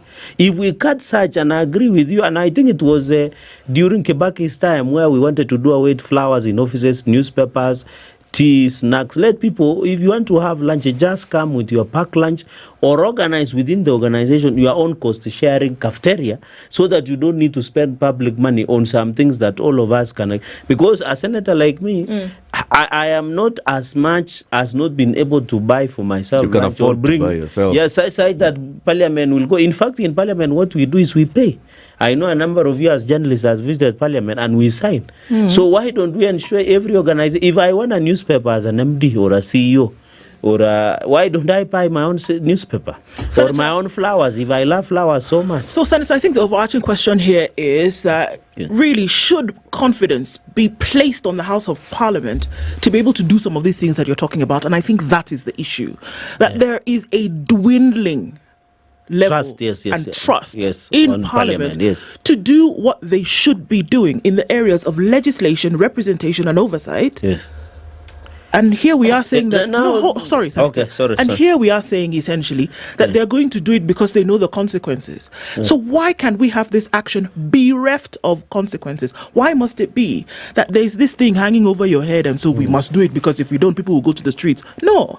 It is what you're supposed to do anyway. This is why you earn the big bucks, to be able to do this thing anyway. So where do we get to the point where we say we have a functioning, conscientious parliament who is doing what they're supposed to do? The trust has dwindled. People don't believe that the 13th parliament can actually carry out their duties. And I think that's the issue that we are dealing with here. Why can't we have it that nobody has to say, if you don't, I'll call police? It has to be that you actually do what you were elected to do. In short, it is about integrity. It is making the right decision, not the popular decision. I think from where I sit, the extreme will be to an option the Constitution has created is recalling your member of National Assembly or member of Parliament. That's one. Number two is going for a snap election, where you are saying since the Parliament has lost the trust of the people, you now move to have snap election. But from where I sit, I will also beg that the public should not be too harsh to Parliament. Because at the end of the day, in as much as the issue of finance bill, which I still believe there was a lot of misinformation about it. Because when you look about land rates and land taxes, it was in the amendment that the majority leader of National Assembly withdrew. Even when you talk about the issue of road maintenance levy fund taxes, it was a different and independent amendment that was supposed to come to the floor of the House. The issue is Parliament as Parliament also, and I've seen misinformation. All Parliament runs courtesy of parties. Even across the world, if today Democrats or Republicans, or even I can see in UK, the decision is normally made by the party. I can have a different opinion, for example, that we should do X, Y, Z in Parliament as a member of UDA. But when a party takes that position today and decides that as a party, we are taking a certain direction, and that is party democracy. You must take that direction. But in consciousness, in discussion, and with the party leadership and the party structures. So the question is, when the executive generates anything into beneficial of the public, should we as parliamentarian political parties, either Azimio or Kenya Kwanza, sit with our political party leadership and agree with the interest of the country at the end of the day? Because, for example, I've been a chair of JLAC and Human Rights in the Senate in the last session.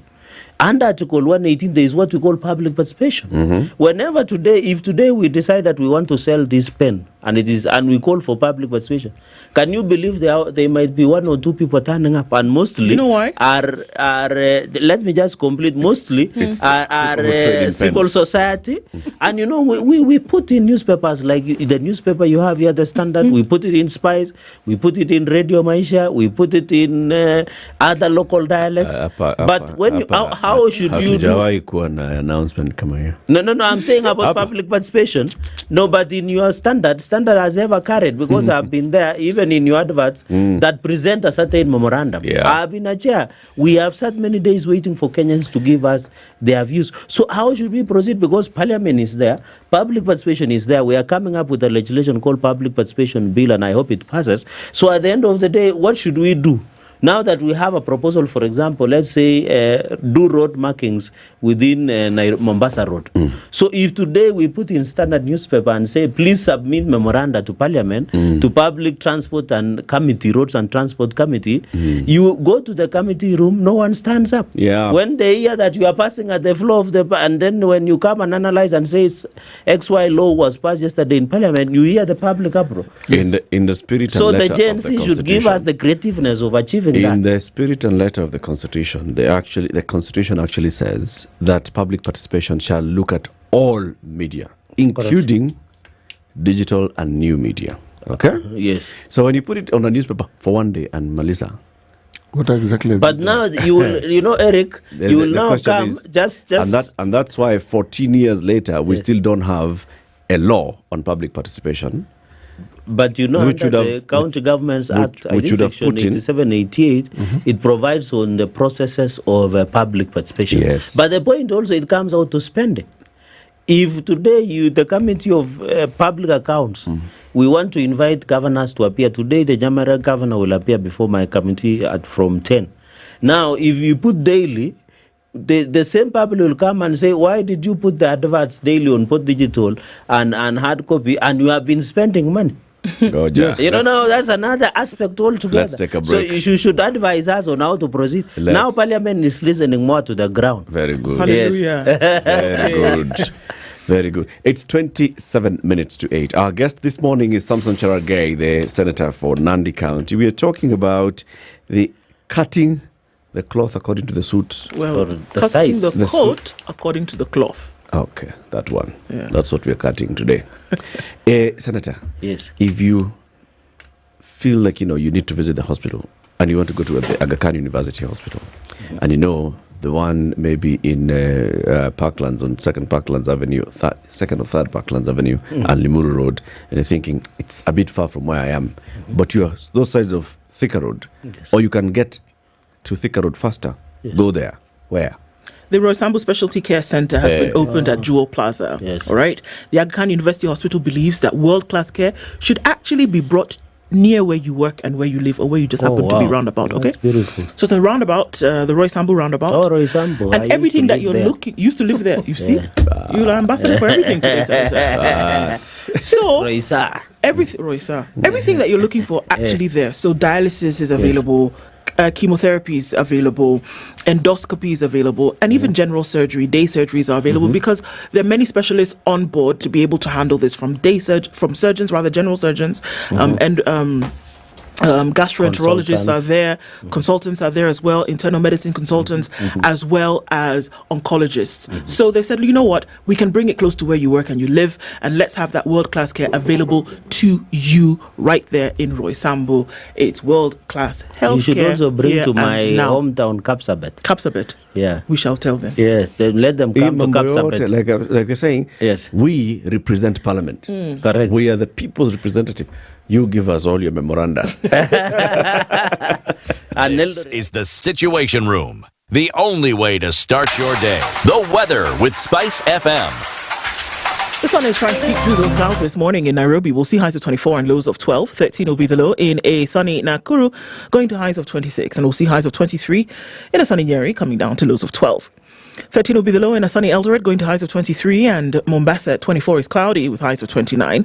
We'll see highs of 28 and a cloudy Malindi at 25. It's 19 and sunny in Kisumu, highs of 29, and Kakamega at 17 is sunny, highs of 28.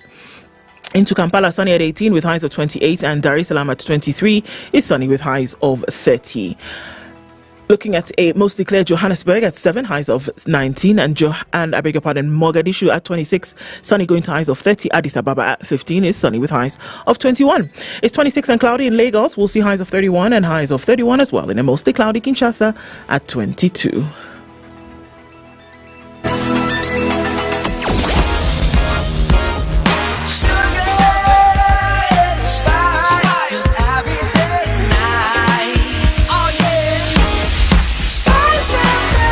Spice up your life. All right, coming off the Thika Superhighway, we're not seeing much of that today. It's going to be clear through the city. We're actually getting into traffic hour time, but we're not seeing much traffic on the streets. Okay, so coming off of Jogo Road, going towards Landis and then on towards Kamkunji, folks have unloaded all their goods and wares and they're gone. No traffic here. And coming off of the Eastern Bypass, coming out towards North Airport Road, that also looks pretty good. Ngong Road, really most parts of the city, I think we're seeing clear streets. Taking a quick look into Mombasa from what we've seen as well. And nothing much coming into the city, as well as on the other side of things, looking out west. Looks like a clear Tuesday. We're going to keep an eye on things. Let's talk on SpiceFM. KE on X. Hashtag The Situation Room. Mature, intelligent talk every morning. Spice up yourself.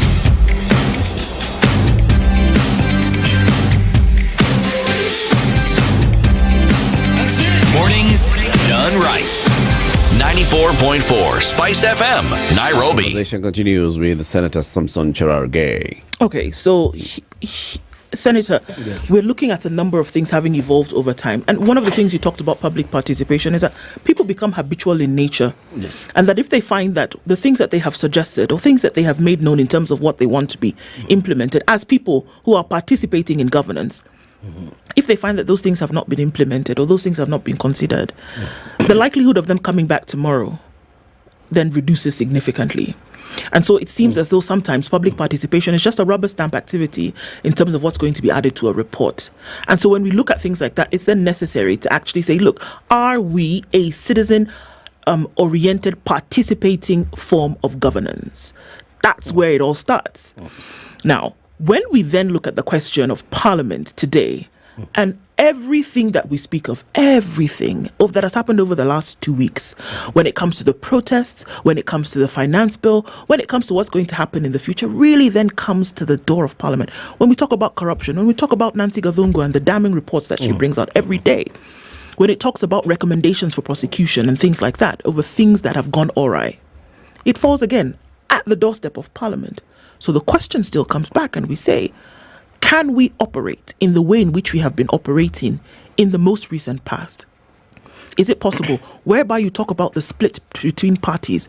And so it seems like a circus whereby one political party is playing against the other at the behest of a functioning nation. When will we stop playing these games? I think, I agree with you on that part where we have reduced most of the serious issues in this country to political competition, that we want to score political aspect. And I agree with you largely on the statement that you have put across. And how does Parliament need to win the confidence of the public going into the future? For example, and I want to say that most of these things, for example, let me use the reports that are taken to Parliament for audit, where I sit at the Public Accounts Vice Chairperson in the Senate, is that we make recommendations. Now the problem with government is all arms of government, the executive, the judiciary, the legislature have a role.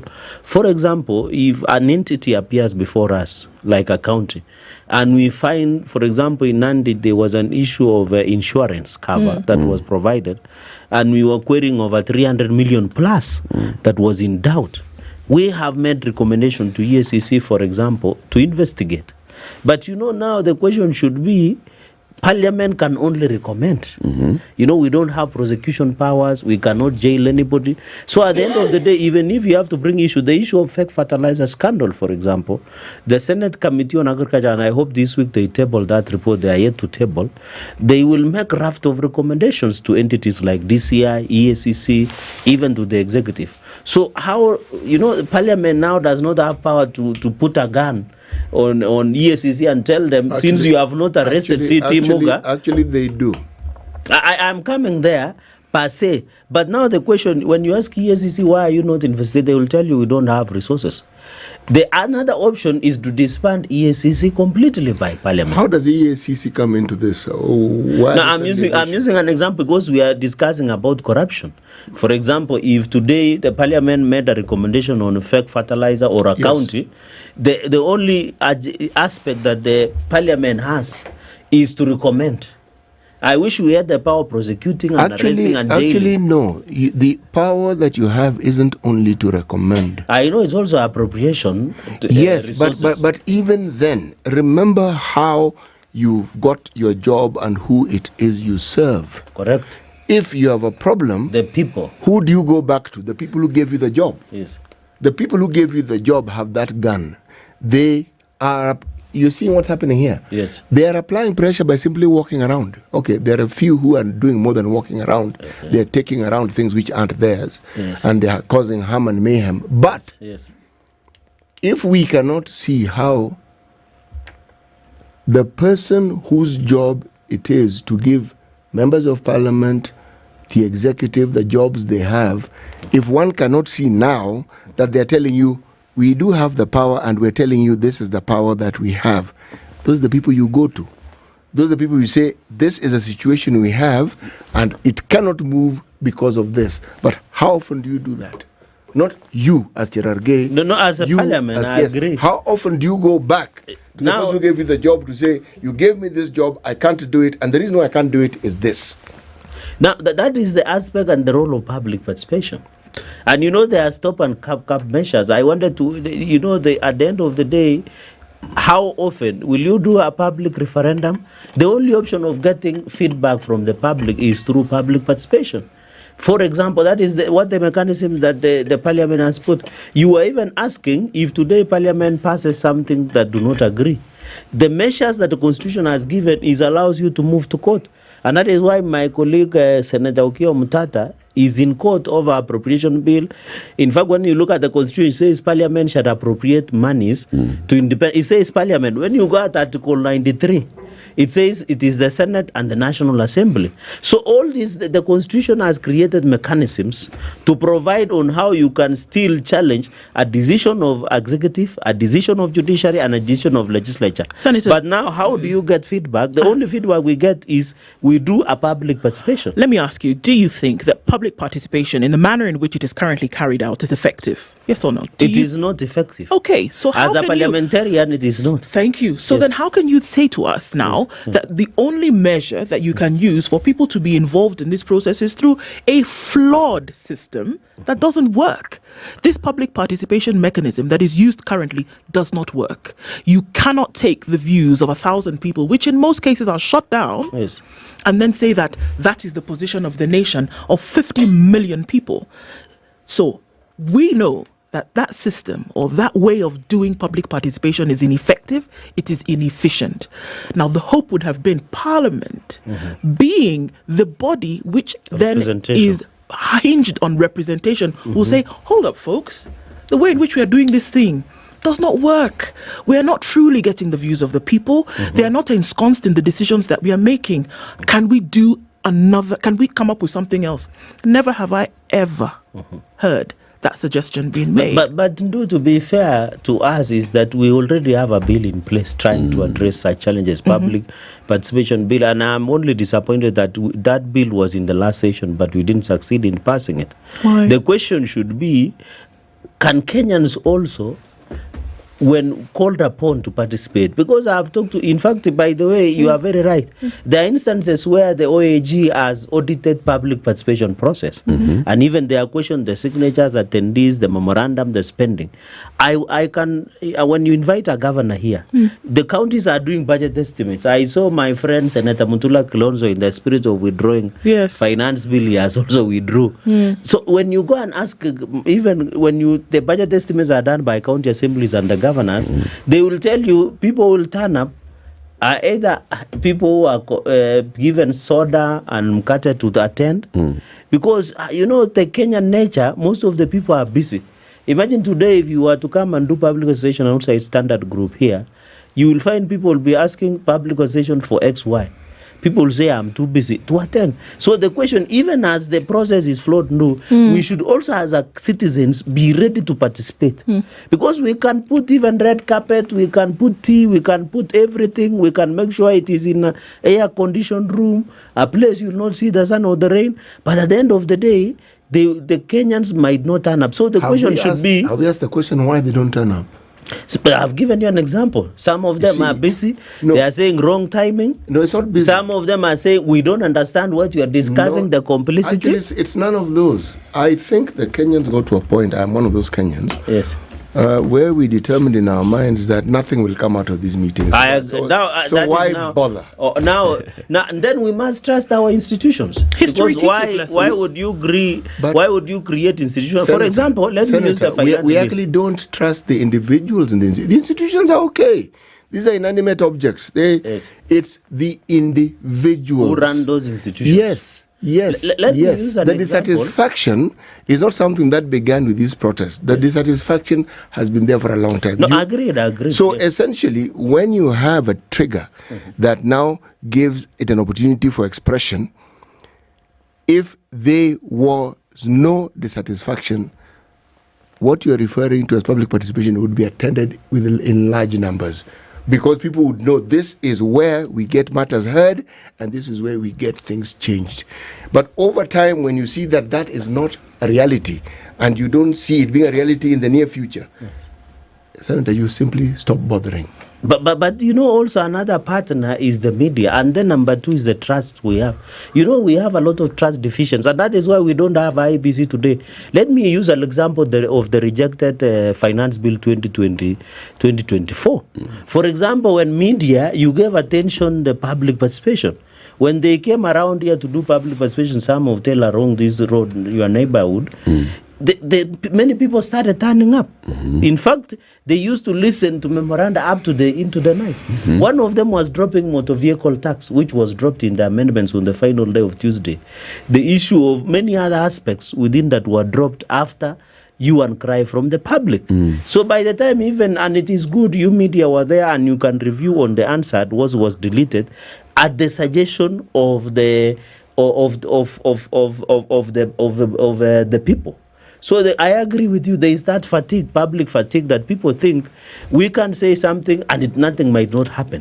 Because of mischief. It's because that lack of trust is because people feel that there is mischief. Always there is mischief.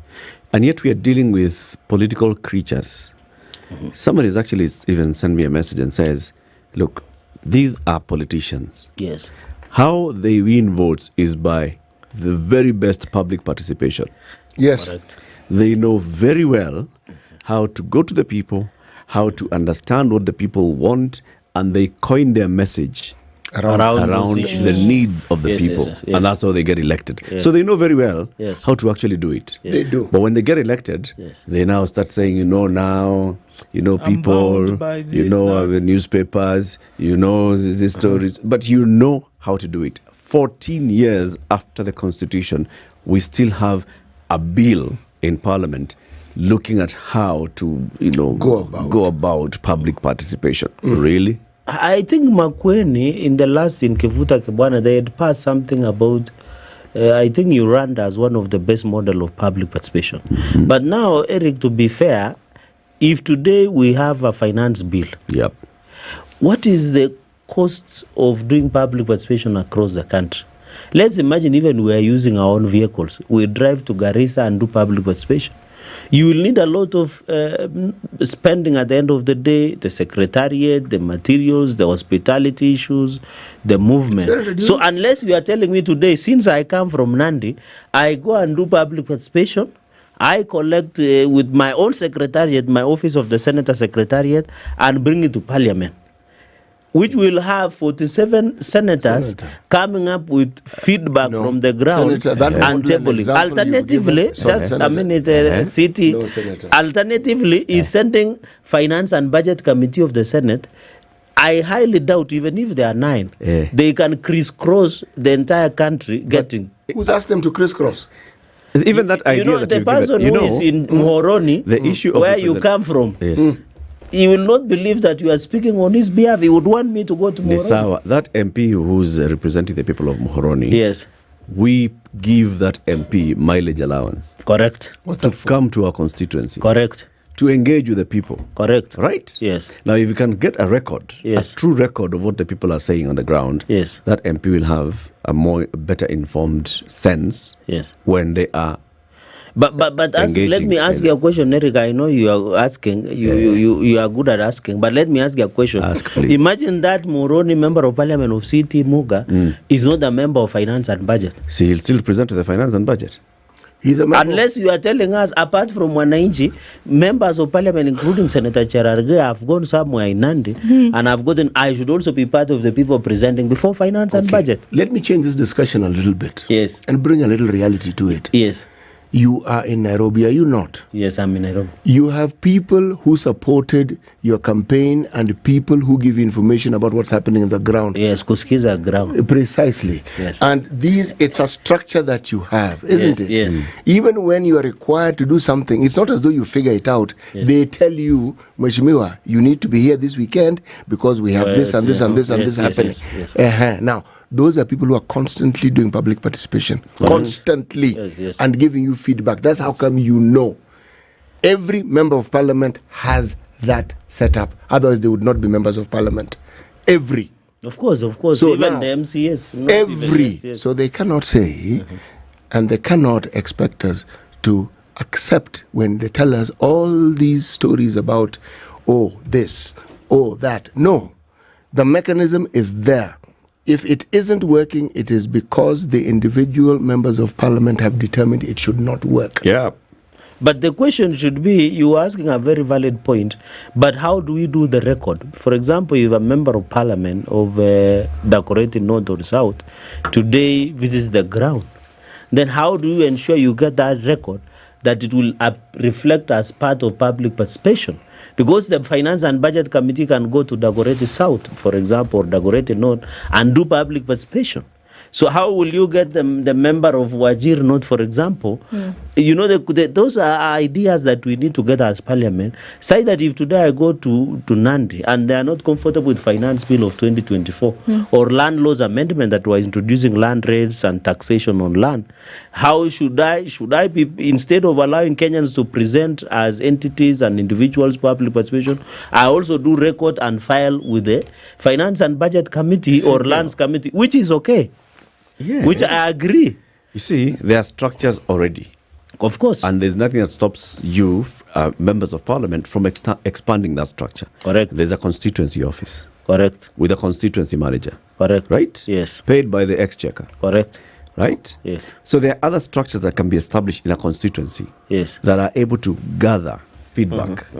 Even an NGCA is a structure. Yeah, and there are other yes, structures. yes. At ward level, even with the county administration, there are many structures of actually gathering information and collating that information. When a member of parliament is participating in the process of making a law, they can come up with informed opinions. In the second stage, they can even seek, if there's something that is really, really strong, they can seek to appear before the relevant committee and say, this is what we are hearing. You know, this matter specifically affects my people. When this law is passed, it's a law on mining. My people of Taita Taveta will be affected because mining, right? Correct. And this is what they're saying. Yes.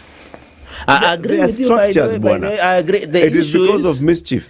Because the only public participation that we seem to be seeing from Parliament is from party bosses. If the party leader says yes to a certain provision of a proposal, that is the only public participation that you'll hear being amplified. But you have to appreciate even in PG, in parliamentary group meetings, we also give feedback.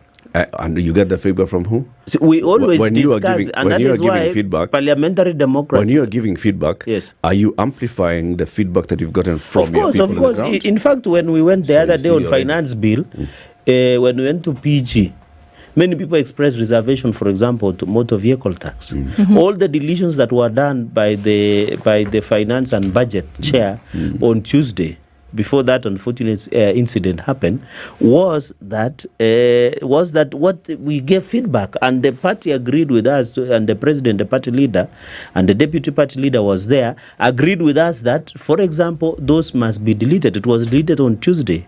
Number two, even I agree with you, because even by the time we were doing public participation finance bill, the JSS teachers had said, as you do finance bill and budget, make sure we are included in PNP, permanent and pensionable. The UHC doctors had said we must get interns, doctors being paid and also being absorbed. CHVs, community health promoters, we must factor in. The issue of roads, people said we must allocate funds. So there is already a feedback mechanism. But I think the challenge, and I agree with you largely, you know, we are schizzering ground nowadays, is that we need, how do we transit? We have so much information. How do we collect? By the time I make a decision to vote during division time in Parliament, I should make a vote on behalf of the people of Kenya and on behalf of the people of Nandi, the vote that if I cast today at the floor of the Senate, it reflects on the wishes and aspirations of Kenyans. So the challenge, I agree with you, we have so much information. It is a no-brainer. You have just explained it yourself. Correct. If and you're doing it in the best interest of your voters, then it's a no-brainer. If you're doing it, balancing it with the interest of somebody else, then it's a challenge. But you know, at the end of the day, Latiff, to be fair, this is a party democracy. The decisions sometimes we make are collective, just like cabinet. You must have a collective decision. If the leader of the party is doing things in the best interest of the voter, that will happen. It's a no-brainer. But even the if president, the leader of the party, but the president rejecting the finance bill was also in the best interest of the country. No, it was not. So this was after. It was not. This was. But after public participation, definitively wasn't. This was way because after things if it had gone was, all right. then nobody would have protested against it. They would have embraced it and said, "This is a wonderful Absolutely. Yes. And we have to they protested tells you they are telling you it was not in their interest. That so whoever advised those in power that it was in their interest, that person should be looked into again. That there was action after there was action after the protest then does not equate to Senator, there was action after the protest does not equate to the same thing that you're saying now, that the things are being done in the best interest of the country. Yes. Like CT is saying, had we seen this action when we started to see the rumblings and the murmurings that perhaps we should actually listen to what Kenyans are saying, somebody would have been able to see something totally different. I've said, for example, is that there was a lot of misinformation. By the way, when dust settles, and I agree that finance bill was a trigger of many problems that is happening in the country. But when the dust will settle, for example, I've given you a misinformation. Even when I went to my village, people asking me, why are you putting finance bill to tax land? Yet it was a different amendment altogether. For example, number 2, on the issue of raising the tax on RLMF, Roads Maintenance and Levy Fund, it was an issue that would have come as a separate amendment before the road laws. So at the end of the day, I think, and the president agreed that there was a lot of misinformation and the communication failed. Because failed communication. Correct. That's it. If there was proper communication, then there would have been clear understanding that there's a different law on land. There's a different proposed law on public finance, the taxes. There's a different law that is on road maintenance levy, and so on and so forth. Mischief, Mheshimiwa. But thank you very much for joining us today. In conclusion, I can say, just in conclusion, is to appeal to Gen Z, as I said on the floor of the House. And we are in session. Let us give dialogue a chance. Let us, and I know the president will take action in the course of this week. We hope that the ESA is doing soul searching in cabinet. Is also doing the issue of scrapping some offices and also on wastage and spending. I want to ask the Gen Z also to give room a dialogue. He has said he will host them on X Space, as they have suggested. They are tribeless, they are leaderless. So I want to appeal them to be peaceful even as they express themselves. We don't want to see, and I want to appeal to the police. Let us separate the criminals from the genuine and peaceful demonstrators. And in anybody wants to harm anybody, and I hope I sympathize and empathize with the families that have lost their loved ones. I hope IPOA will take action where need be, but to ask the police also to restrain themselves and use reasonable force, and in case it arises. But let us protect and ensure and appeal that if there are criminals who want to get advantage of, they must be arrested and fail full. Samson Cherargei, Senator for Nandi County, has been our guest. A minute after 8, news time. National Assembly Speaker Moses Wetangula has said the Finance Bill 2024 cannot become law through mere elapse of time, as several pundits have claimed. Wetangula, in a communication to members of Parliament on basic applicable procedure and implications of the rejection of the Finance Bill 2024, said it was notable that the House had already passed the Appropriation Bill 2024. The Speaker informed MPs that the new financial year started Monday with the instruments which authorised withdrawal of funds from the Consolidated Fund for Utilisation by the National Government being the Appropriation Act, which is distinct from the Finance Bill. Rarieda MP Otiende Amolo, in a letter to Wetangula, said that he had drafted a bill to repeal the Finance Act 2024, currently a bill, in light of the public rejection of the bill and the subsequent decision by the President not to assent to it. The demonstrations by the Gen Z movement are expected to be witnessed again today in various parts of the country. Today's protests come despite a warning from the security agencies and the government of a destruction of property during last week's protests. The Gen Z protests aim to put pressure on the government to reduce spending, fire corrupt officials, face off bribery, as well as promote good governance. The protesters are also demanding justice for Kenyans who were killed by the police during the protests against the 2024 Finance Bill. I wanted to just make an observation. It's a feeling I had when I was in these spaces, and there was a lot of energy. I'm very empathic. There's a lot of agitation and restlessness, but it's in our favor, I should say. On my end, I must register my support to the Gen Z and, of course, the rest of us who have been in the forefront. We are, under Article 1, we have the power for us to exercise governance directly. The National Police Service has already warned protesters against destroying property during their demos. Former Nandi Hills MP Alfred Keter was questioned at the DCI headquarters after he was arrested and later released on Sunday. Keter said that he'd been questioned about his relationship with retired President Uhuru Kenyatta and Deputy President Rigathi Gachagua, as well as his involvement in the exportation of weapons from DRC. And then the questions that I was asked, one of it is my relationship with the former president, Uhuru Kenyatta, and my relationship with the current deputy president. And then issues to do with arms from Congo. I think it is a movie. But let us allow it to go as per the law. But generally, don't intimidate us into silence. Keter was accompanied by Azimio leaders including Wiper leader Kalonzo Musyoka and Nairobi Senator Edwin Sifuna, who raised concern over the recent abductions. We are aware that there are still a number of Kenyans, very many Kenyans who are still missing. When we have asked the DCI officers here, they have told us that it is not them who took these people. So, despite the promises that were made by Ruto during the campaign, he is still maintaining police hit squads, people who are not even known to the police. And they are the ones conducting these abductions. At least for Alfred Keter, there were people there to film it. And that is why he is still safe here. As a father, I would never wish what happened to Alfred Keter to happen to any one of us who have children. That's the News Wire. I'm Leah Obaga.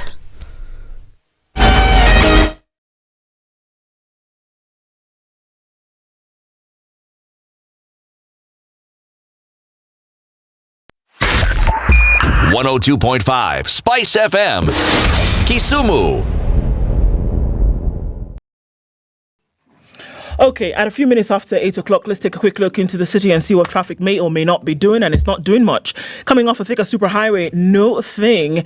You get into the CBD without an issue, turn right around on the Globe Cinema roundabout, go back to the thicker superhighway, and you'll probably be back where you're going in a very short period of time. Coming out of Westlands, nothing happening there either. And Kikuyu Road heading towards Naivasha Road, and then onto Ngong Road, it's a clean whistle into the city. And Jogoro is not doing too badly either. In and outbound traffic is flowing along really smoothly, getting onto Landis and then out towards Kamkunji. Let's take a quick look at what's coming off of the Eastern Bypass, and there's nothing to see here, folks. Let's keep it moving. We'll talk on SpiceFM KE on X, hashtag The Situation Room.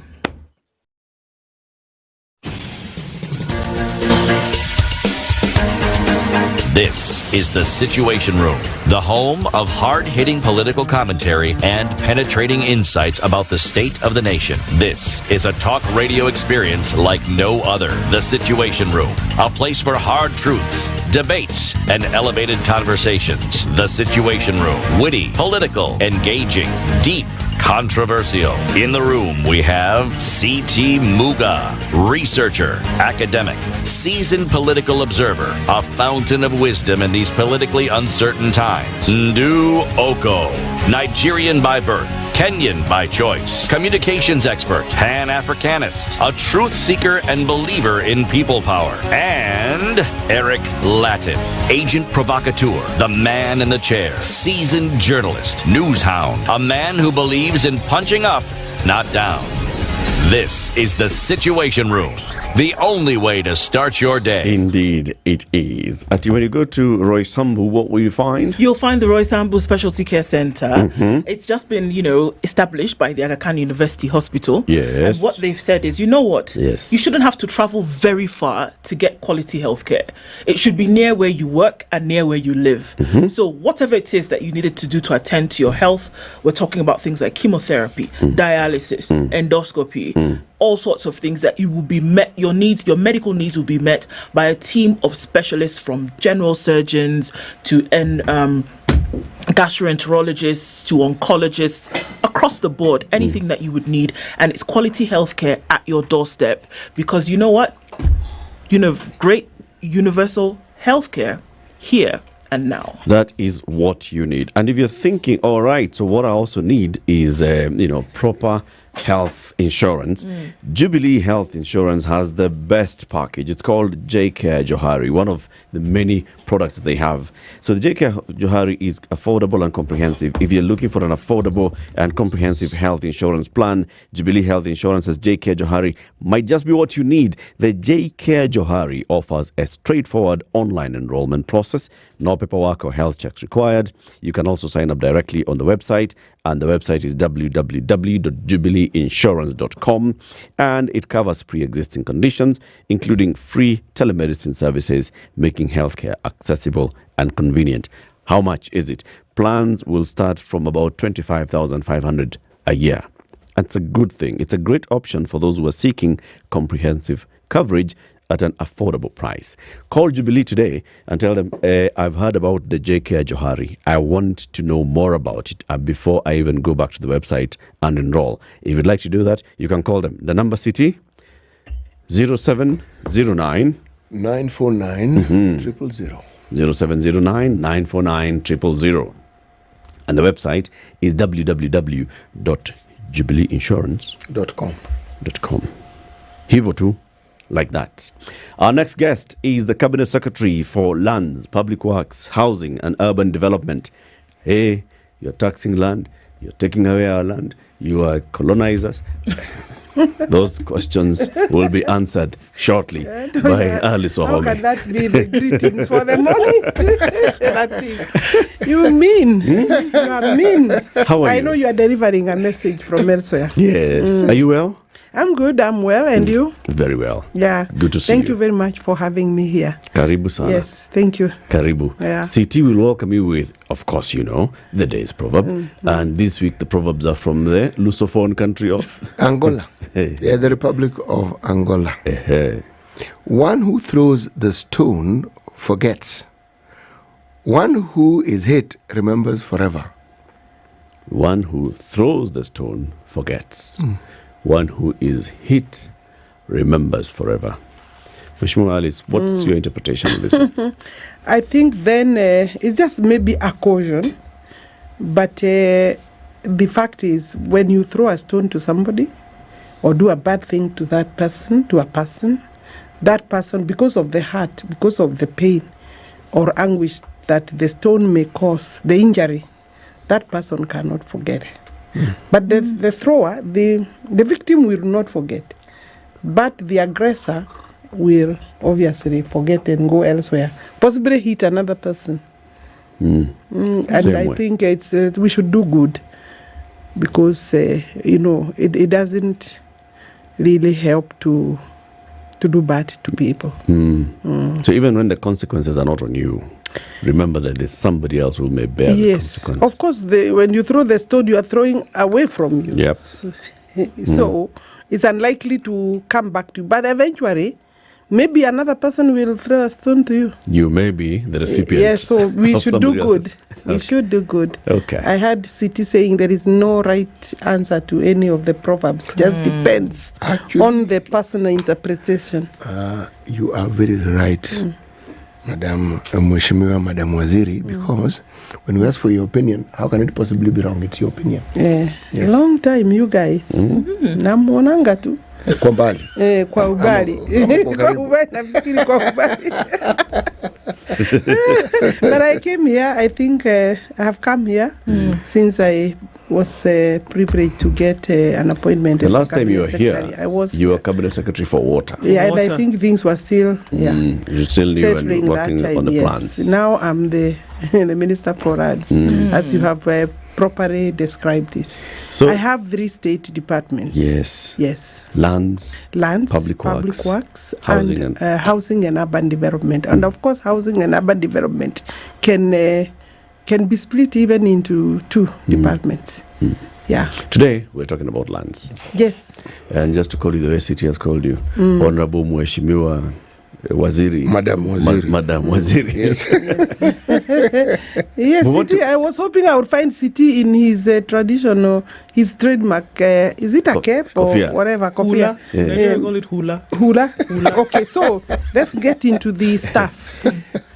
There's the conversation has been happening in the public spaces, and several times here we've said no, the finance bill does not have this. It's a different piece of legislation. Yes, but what's out there in the public is that Parliament is considering some proposals that are seeking to convert the ownership structure of land from freehold to leasehold, and thereby subjecting people who are inheriting land to start paying tax on that land. Now, give us the chronology of where we get to at this point. The actually what has happened is that there has been a lot of misinformation regarding that proposal to amend the Land Act. We have leaseholds and freeholds, and the argument or the narrative, the propaganda was that we are converting people's freeholds to leaseholds so that we can charge and then from there take the land if, say, you are not able to service or to pay. That is far from the truth. Of course, we have freeholds. Land is divided into freeholds and leaseholds. And within that we have community land, because generally land is set into three: community land, public land, and private land. I mean, you can now broad description of the categories: public, community, and private. What is yours is private. That private can be either by way of leasehold. The tenure is either freehold or leasehold.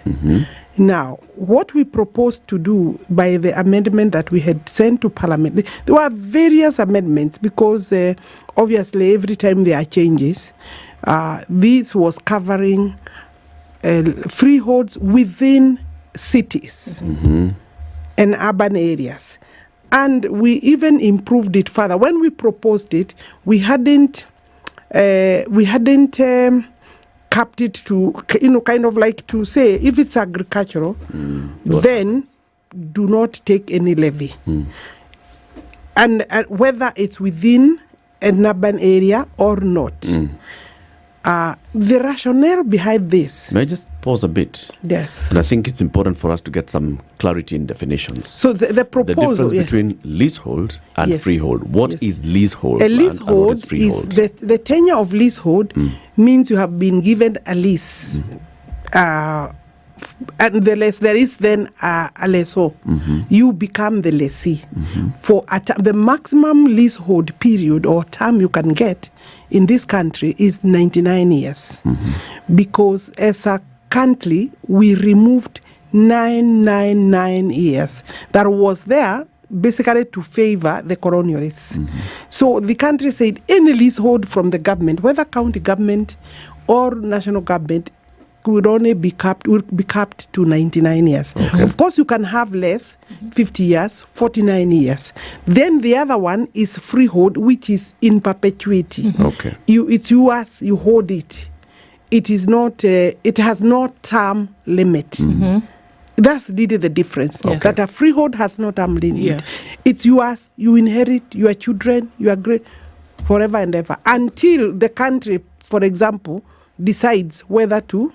Because still the country, the nation guides in terms of policy and land tenures. In some countries, individuals, citizens don't own land.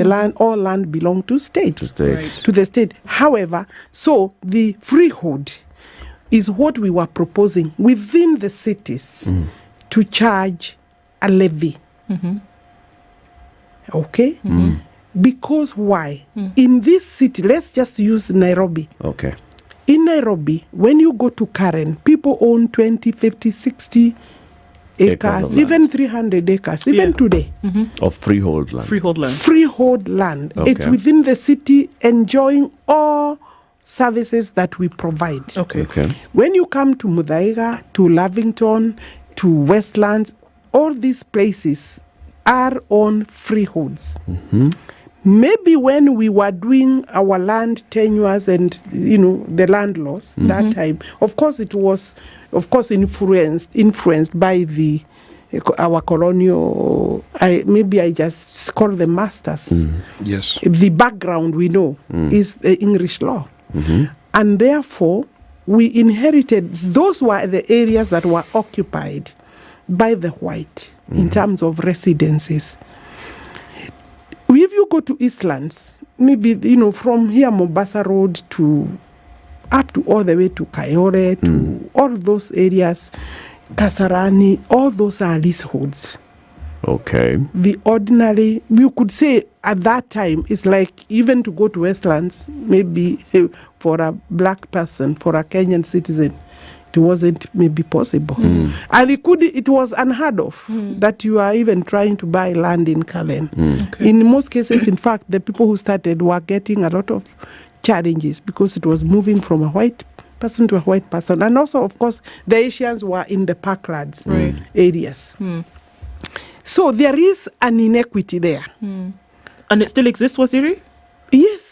I mean, there are freeholds even today, even like where I stay. But are we saying now? Because so I think that the basis of us thinking or coming up with this is because you, within the cities, you are enjoying extra services that are funded by the taxpayer. So it can't be okay for some people to pay for land within the same urban area and others are not paying. Sorry, Waziri, can we be clear about what some of those are? Because that question is already coming up. Yeah. So if we're talking about individuals, because previously the idea was that there were settlers, and they were white settlers who had remained in Kenya after independence, and they had hold of this land, and it is freehold land, right? Let's divide the rural. In the rural, I'm still talking about deeds. I'm still talking about the cities, like what you had prescribed. Yes. And that remains the case today. It does. So some of the services that we are speaking of today, we're talking about road infrastructure. Are we talking about water? Are we talking about provision of last mile electricity? Yes, all these services. All these services, sewage and sanitation, and all of those are being provided within the same city where other people are having to pay rates for some of these and things. Land rent. Okay. And those ones are peppercorn. They are not paying anything at all. So if you are in Buruburu, you pay land rent and pay rates. The land rent goes to the national government and the rates go to the county government. So really, we looked at it and we thought it is time to address that as one, to address the inequality, call it inequality, not iniquity, inequality. Address the inequality, but also that it is not fair that you are enjoying services funded by the same taxpayers, all of us, and then you are paying and I'm not paying. And others are not paying. Yeah, that was the basic principle. But it was misunderstood that because it's freehold, because it's mine, by doing that, we shall interfere with the leasehold, with the freehold tenure. Possibly, if you don't pay, there could be consequences. Okay. And we were going to, this was an amendment to the law, but then in the regulation, because after the law is amended, then you come up and propose a regulation to now, order, how that will be done, to regulate, to control how. Then I will, as the Cabinet Secretary, collect that levy and also engage the public as to how much. Let me ask a question. Yeah. Because you're giving us practical examples. Are we using the practical examples of urban areas, right? Because this is what's going to have... Urban areas, this is the seeking cities, to affect the urban areas, the cities. Yes. In the city of Nairobi, as we sit right now, this bill is not law.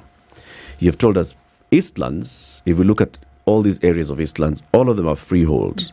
No, leaseholds. They are leaseholds, yes. They are leaseholds. Yes. We were running a campaign here the other day with the Nairobi City County Government reminding people about the need to pay their rates. So these are the ones that needed to pay their rates. Yes. You're saying there are parts of this city where the people do not pay rate and they're not required to pay rate. No, they are paying rates. Not land rent. They're not paying land rent. Yes, rent. Okay, to but the they're paying national the government. rates. They are paying rates. They're not paying the rent to the national government. Yes. And these are which areas? You said parts of Karen.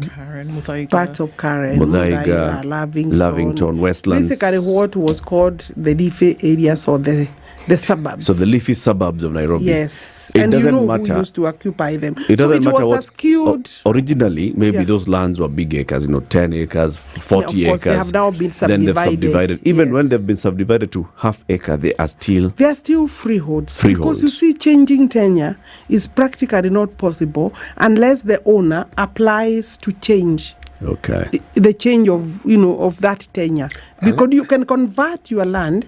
You can actually convert it. Yes, you can convert by your own application. Can I convert leasehold into freehold? No. It's not fair. It can only be one way. One way. Giving it back to the government. Yes. So because you see, the leasehold belongs to the government. Yeah. So it's only the government. It's only the other way around. And of course, it's by choice, because sometimes maybe where you are, basically because you might now find yourself that you are even subdivided to flats, to whatever, and you want to sell flats. And it's now not possible to sell a flat there as a freehold. Yes. So the land, just to continue with this one, even when these pieces of lands have been subdivided, because we have seen, like in Muthaiga and Westlands and in Karen, they've all been subdivided into smaller plots. And there's been application for change of user. Yes, it was initially we agricultural allow. land, and now you've changed use into commercial, into residential. Yeah. Even when you change from agriculture to commercial, you still retain it as freehold. That's what people would like to do, but you are now requested to change. Okay. Yeah, to apply for change of user. Okay. Yeah. And the proposals now in the law were saying all these lands that are freehold will remain as freehold. Yes. But they will now be subjected to a levy. Yes. Okay. At no time were we going to take it, because it's practically not possible to change your tenure, and unless you apply. Okay. Yes. What percentage are we looking at that's charged on rates currently? Land rent. Land normally rent. It's actually the unimproved site value. It's between maybe the amount of land of rates that you pay for the 99 years is more or less equivalent to the amount of rates that you pay, or the amount of when you have a leasehold, it is valued at the beginning, where you pay the premium, the start premium, and then you have an annual amount that is evaluated at between 20% or thereabout of the unimproved value of that land. So are we saying then on an annual basis, will there be yet another? Once we raise the levy, it is annual. Okay, so there will be an annual payment, obviously, because we're looking at a land rent that's going to be paid on an annual basis. However, is there a valuation that will be done every year? Yeah, the valuation will be done not every year. Actually, valuation for rates and rent basically is supposed to be 10 years, because we are talking about the roll, the evaluation index, and the index is that it's quite a taxing and expensive affair. You can't afford to do it annually. You do estimates for 10 years, 8 to 10. In fact, the proposal now in the new land policy that we are coming up with is that it should be we were trying to bring it back down to 5 years, but after public participation, we also realized, because it's an expensive exercise, it's better we still retain it at between 8 and 10 years for review. Okay. Off the face of it, it makes some sense. The question is, I think it is where we are that poisoned the chalice. The chalice. Yes. Why has this come up now? Because this freehold land has been in the hands of the owners for at the very least. The owners are quite influential people. So why has this then come up? The owners in this bill of lands in Karen and whatever mainly are who is who basically in most cities, those leafy areas. So they are also influential people, and it's about policy, and they also have influence. I think also government workings sometimes are not well coordinated, and people are afraid of making hard decisions. I think this is one of the hard decisions, and even during the public participation, some of these people would be the ones poisoning the public debate or trying to sway the public debate so that they can remain without any payment. And I think that because your question is why now? Yeah. I mean, look, we are collecting money for development, sure, for maintenance, for sustainability. Okay, can I ask then? A government must find out, because we said we also need to broaden, to widen the bracket. Okay. And these are areas where, because every time we are raiding the salary, because it's quite easy. It's obvious because people are working. But these are other areas that we have found out as a ministry that really this is the time to do it. Is there a projection in terms of the kinds of funds we're talking about here? I hope there is one, because you would then say, look, if there's a map of where this freehold land is, where folks have not been paying land rent for the last 60 years. We are not going to correct any areas. It's just going exactly, forward. we're not going forward. Yeah. But is there a projection of how much that would be I think collected? we hadn't done that. But the point is, it is an available source of tax. Is it being banked on? Is it being relied upon for development? Whatever we collect, we put it to the main basket, to Treasury. Yeah, it's part of what we will still use. Okay, so it's not marked and say, okay, it's not from the Ministry of Land, we will bring you 10 billion shillings in 2025. All the ministries, especially the service ministries that have areas where they can collect land, we have agreed that these are, instead of being very narrow and staying within the box where we are comfortably knowing that we'll get a salary and then we get a month, we have and pay some income tax. We've agreed that all the agencies, especially that are service and provide, and they are charging levies, they look at other areas that are idle and that actually maybe, in fact, there may be no opposition. So the projections, we haven't done the projections because once we implement, because also, you must do public participation and be allowed, including the thresholds. Yes, but we would expect that we would correct possibly maybe 10 billion. Every year? That's a significant amount, is it not? That can be okay. Yeah, including if I'm also looking forward to doing the completing digitization that obviously I need money to do. Instead of going to borrow maybe 40 billion or 50 billion to do the entire digitization of the land records. Yeah. Then this is money I can bring to the basket and be able to negotiate that, look, increase my budget. Because even if I corrected 20 billion, I don't have the liberty to use all of it. But from the service, these are taxes. From the levy, you are able to actually use that to do development of your ministry. Okay. Yeah. Let's take a break. We will continue this conversation shortly. Alice Wahome is the Cabinet Secretary for Lands, Public Works, Housing and Urban Development. She's here to explain to us and clear the air on what's been a controversial topic. So there's a bill and it was withdrawn. Was it? Yes. Or was it not? It was withdrawn because when you propose a bill, we shall discuss that. It is there was a bill that was a proposal before Parliament and that was seeking to amend the Land Act, the Land Laws Amendment Bill of 2024, and among the provisions was this one of seeking to impose charge, not impose, charge a levy. Because I was still going to get permission. It was seeking to charge a levy, yes. And this is the land rent payable to the national government for freehold land that is within urban areas and cities. Yes, it will not affect rural land areas. You will tell us also about that shortly. Good morning. We'll be back shortly.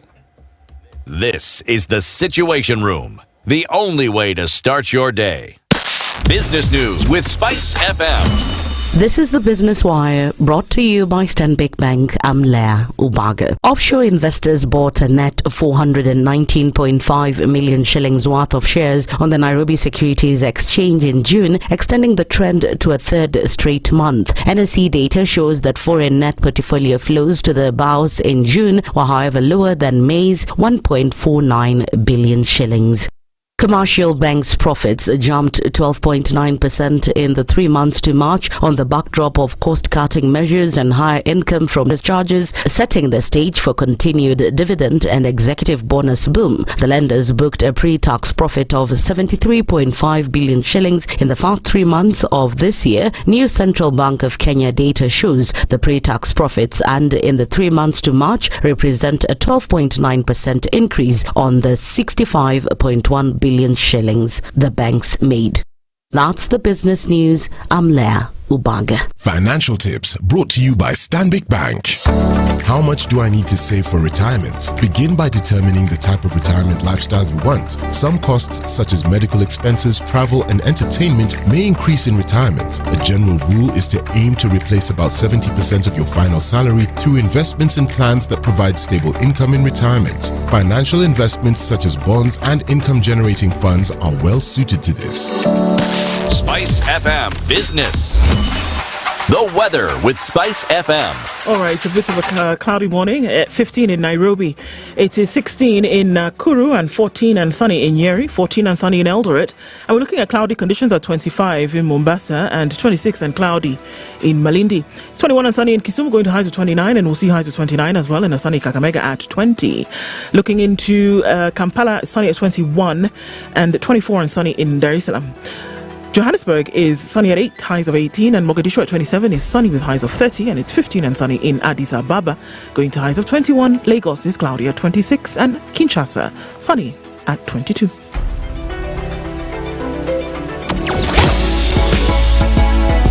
Sugar and spice and everything nice. Spice FM. Spice up your life. Okay, so we're looking at easy streets through Nairobi, whether you're looking at northeast, west, south, throughout, not an issue. Ngong Road is also looking good. We saw some traffic coming off of that part earlier on, but not so much right now. And on Mombasa Road, heading out into the city, it's going to be clear. It is right now. Probably will continue. We are in traffic hour, but doesn't seem to be much traffic. Keeping an eye on things this morning. Do help us out just in case you run into a hot spot. SpiceFM, KE on X, hashtag the Situation Room. Spice and everything nice. All right. Spice FM. Spice up your life. Mature, intelligent talk every morning. Spice up yourself.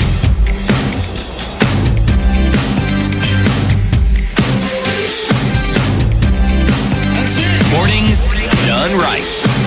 94.4 Spice FM, Nairobi. At 25 minutes to 9, we are having a conversation about land issues this morning, and the Cabinet Secretary for Lands, Public Works, Housing and Urban Development, Alice Wahome, is our guest. Let's just go back into just creating the whole understanding again.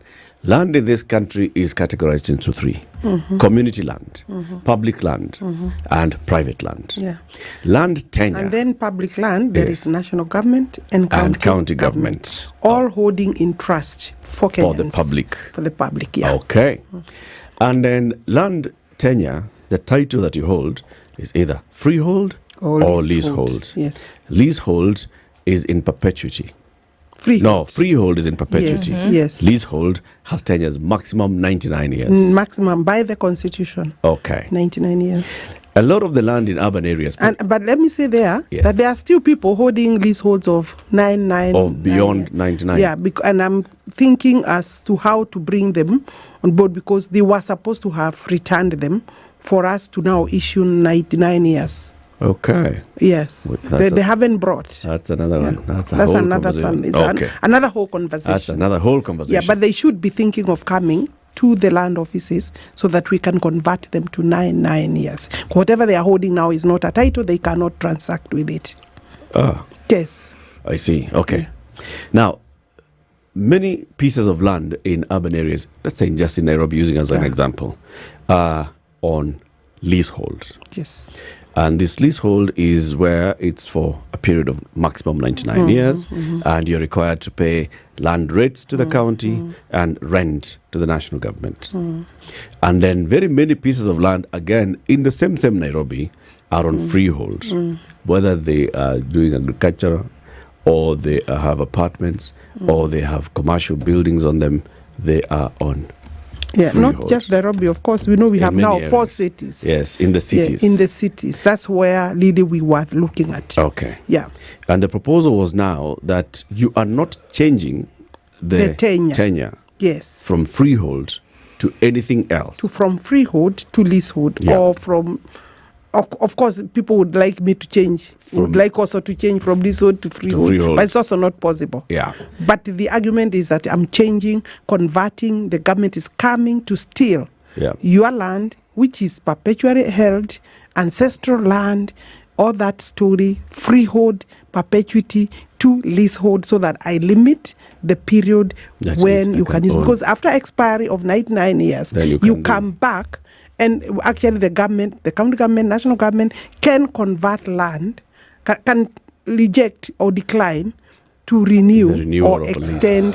Yes, because that is maybe the catch. Okay. Yeah. So the fear was Yeah. that what this proposal is trying to do Yeah. is trying to convert all Yes. freehold land to leasehold land, with, of course, a game ahead of Which of stealing. course Okay. is not true, and I don't want to call it a lie because it's not a good word, but it's a very bad misinformation. Okay. Yeah, and it is wrong to trend that kind of misinformation because it was meant to create fear, distort the truth, and I think it is, you need a security of tenure.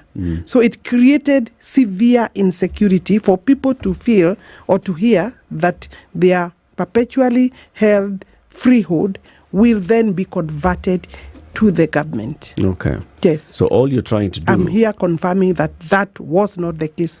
Although the bill, I'm not coming to justify, because in time, I just wanted to set the record straight, clear the air, give the correct information regarding the proposed amendment. And in fact, City, because this was really very badly treated, I could just say the proposal was to amend section 54 of the Land Act and then put a 54A, and it was the owner of any freehold land situate within boundaries of any urban area or city shall pay an annual land levy equivalent to land rent charged on a comparable leasehold, so that those who are paying nothing, then that becomes that like equivalent, meaning then you equalize for those paying leaseholds and these who are now not paying. And then we also had said, provided that any owner of freehold of land that is put to agricultural use may be exempt. I think the operative word there is maybe, because also it depends on what agriculture you are doing. Yeah. Because within an urban area. Yes, we want to encourage production, yes.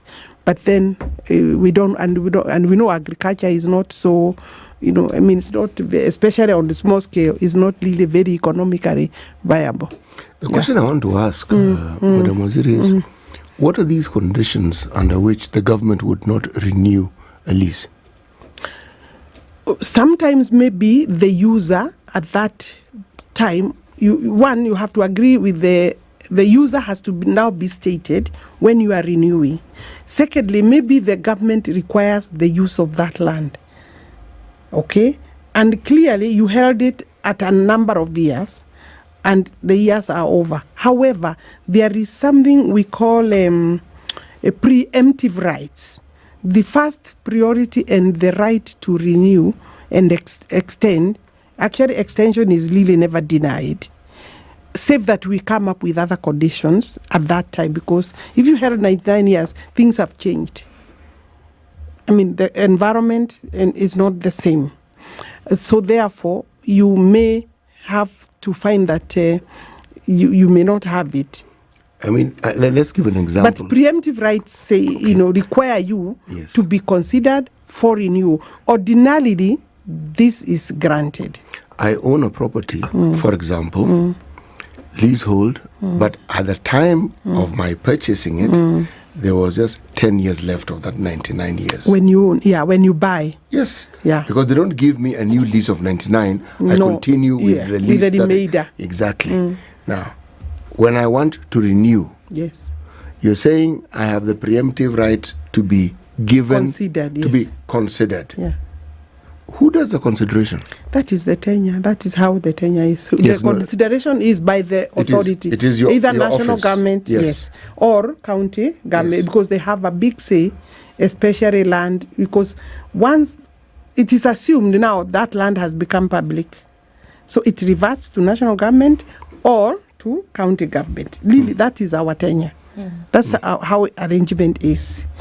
But I haven't seen situations where it is said that you may lose. But I mean, it's a consideration, because if you are making an application, ordinarily an application can be declined, but it doesn't happen. What happens is that you are given new conditions of the term, of the amount of money, the land length, the rates now change, because obviously the land is now within maybe there is more development and more value for that land. So let's say I'm denied this renewal and I have a structure. What then happens to my structure? Actually, any structure unless you had done it, maybe you bought, like you said, let's use your case, 10 years. Maybe you bought and now built. The house was on it, but I extended it. Ordinarily, when you are renewing, also you bring plans. That is a plan that you present for approval. Yes. So that we also know now, at this stage, where is the sewer, where is the water, where are the services, where is electricity. Yes. So, and maybe if it's like, the old houses that were done in 1900, for example, that is not considered as a structure anymore for purposes of development and renewal. And safety. So, yes, and safety. So you bring a fresh drawings for the buildings. Yes. Yeah. Let's say all those boxes I have ticked, but you get the renewal, and I don't get the renewal. That is my point. No, don't get the renewal. No, you see, there are conditions that you fulfill. Yes. Once you fulfill those conditions, then the question I'm asking you is, if I meet all these requirements, you will get the renewal. It is not possible for me not to get the renewal. No, it's not possible. But if it is land which is big, that's where you find the how big is big? I mean, like I'm having a problem. For example, I can use this because it's pending on our desks. Yes. Kiambu or Country Club. Yes. I think they have 75 acres. Yes. And I think most of it, from what they have presented, is utilized by golf. It's a golf field. And the county government of Kiambu is saying, look, we now need you to cede some land as part of the conditions for us to accept renewal. Right. You understand? And the members they are also giving, and maybe you are a member of that club, and they are also giving good reasons why they want the land. Why they want some land, like bus park, I think an entertainment, or, basically a resting for social place, amenities. Social amenity, maybe a school there and there. Then the club is also saying, look, we don't have any space here to seed. So, you have now to deal with that kind of a situation. Yeah. So most of the times, because even today when you are subdividing your land, some of the conditions that you must meet is you must provide for utilities, public utilities, because maybe you are coming up with 2,000 units. Yeah. Spread all over. We must see a school, we must see a dispensary, we must see a police unit, space, we must see secondary, primary, and including maybe some daycare, some market, some space for children to play, some market, some shopping center. Yeah. Is coming back to that issue, I talked about projections, and that was on the money side of it. Now, looking at what the planning and the mapping is the ministry currently, because one would assume that by the time we're saying, okay, there's got to be some payment in terms of rent, is there collective information of just about where each and every piece of this land is that we're going to now start asking folks to pay rent on? Are you aware of where it all is? We know the areas. We know the areas. But within those areas now, of course, some areas, even within the same areas, those who have now converted their freeholds to leaseholds are also now paying that. So, but it's basically the original suburbs That's where all these lands are, including even if you go to Eldoret, if you go to, because it's becoming a city, in fact, it's already approved. If you go to Nakuru, if you go, you know, Kisumu, Mombasa, it's known. Okay. So then from this, so in fact, the Kenyans should be encouraging me to actually cover that, because I'm not going to change the tenure. I'm not going to allow, the government will not be in a position to take their land. And the discussion about how much, we will have to justify how much and why. And that normally is through the regulations. And that will come back to Parliament, and the public will be consulted during our own, as a ministry, public participation, because before we go to Parliament, we must do it. And then Parliament will also get opportunity to take it to the public for their feedback. So the amounts were not even stated, because you can't state the amounts in the parent law. Okay. What happens in the event of non-adherence? Let's assume that we've gone ahead in this process, and by whatever nature, all of this then is approved and it's stamped on, and it goes forward. I think if you don't collect, there will be penalty. Some of it, maybe you are forced to sell a small portion of it, or maybe you have a salary, because you know, even when you have a leasehold, you don't pay land, you don't pay rates. The county government is always selling land. So they can auction the land. They can auction. They do auction in recovery of rates. So why are some people? So it's the same. It's basically it would move to the same. We would have now discussed that in the regulations. Yes, I can't just blanketly say preempt. Yes, I can't. But most likely you're going to because do maybe what happens. Most of the times what we do is place a charge. On the property. But in the interest of equity and equality, like you're saying, if we want to equalize what is happening to those with leasehold land within the same urban area should be the same. Should apply. Across the board. So it would be expected that, well, if you actually then do not pay your land rent and the penalties accrue to a certain level, then the government would have to come and say, now we need to recover the money. So ordinarily what the government does is to give notices. You know, that, you know, generally notices pay by this date, but most of the times people actually end up paying, although there is a lot of money owed to both county governments and national governments. People don't like paying. Yes, people don't like paying. The argument that you have put forth here very strongly and very well is that there are people who have the leasehold land. They're paying both rent and land rent and rate. They're paying to the county and they're paying to the national government. Correct. In this Nairobi. And there are other people in Nairobi and Mombasa, the cities, who are only paying to the county the rates, and they're not paying the rent. They are not paying the rent. And you want to equalize and this. Indeed, the services in those areas are far much better, because, you know, there are fewer people. There's no constraint because of population. So, except maybe Karen, where there is a serious problem of water. But that will be sorted when the northern collector is finally connected. So you'll find that they also have better security. They're enjoying good things. Mheshimiwa, the bigger provider of these services is the county government, though. It's actually the national government. Water, sewerage services, electricity, all these installations, the infrastructure is actually built by the national government, but handed over to county governments for management. Yes.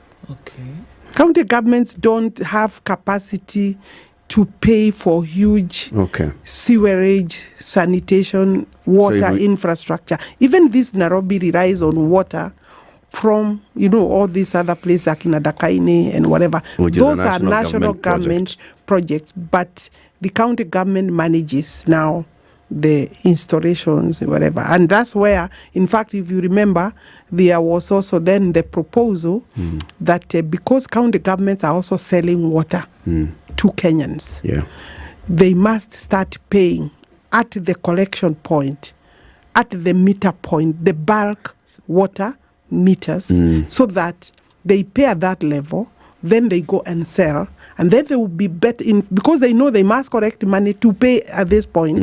They will stop the monkey business of losing water, wastage, non-revenue, and also converting our water to Boza business, Bowser business, so basically which many times is generated by the workers of the county governments. Basically to make them like Kenya Power and Kengen. Kenya Power buys power from Kengen, yes, and then sells to us. Okay. Yes. Now, so that you can now at that level, national government can correct money, revenue, for purposes of another project.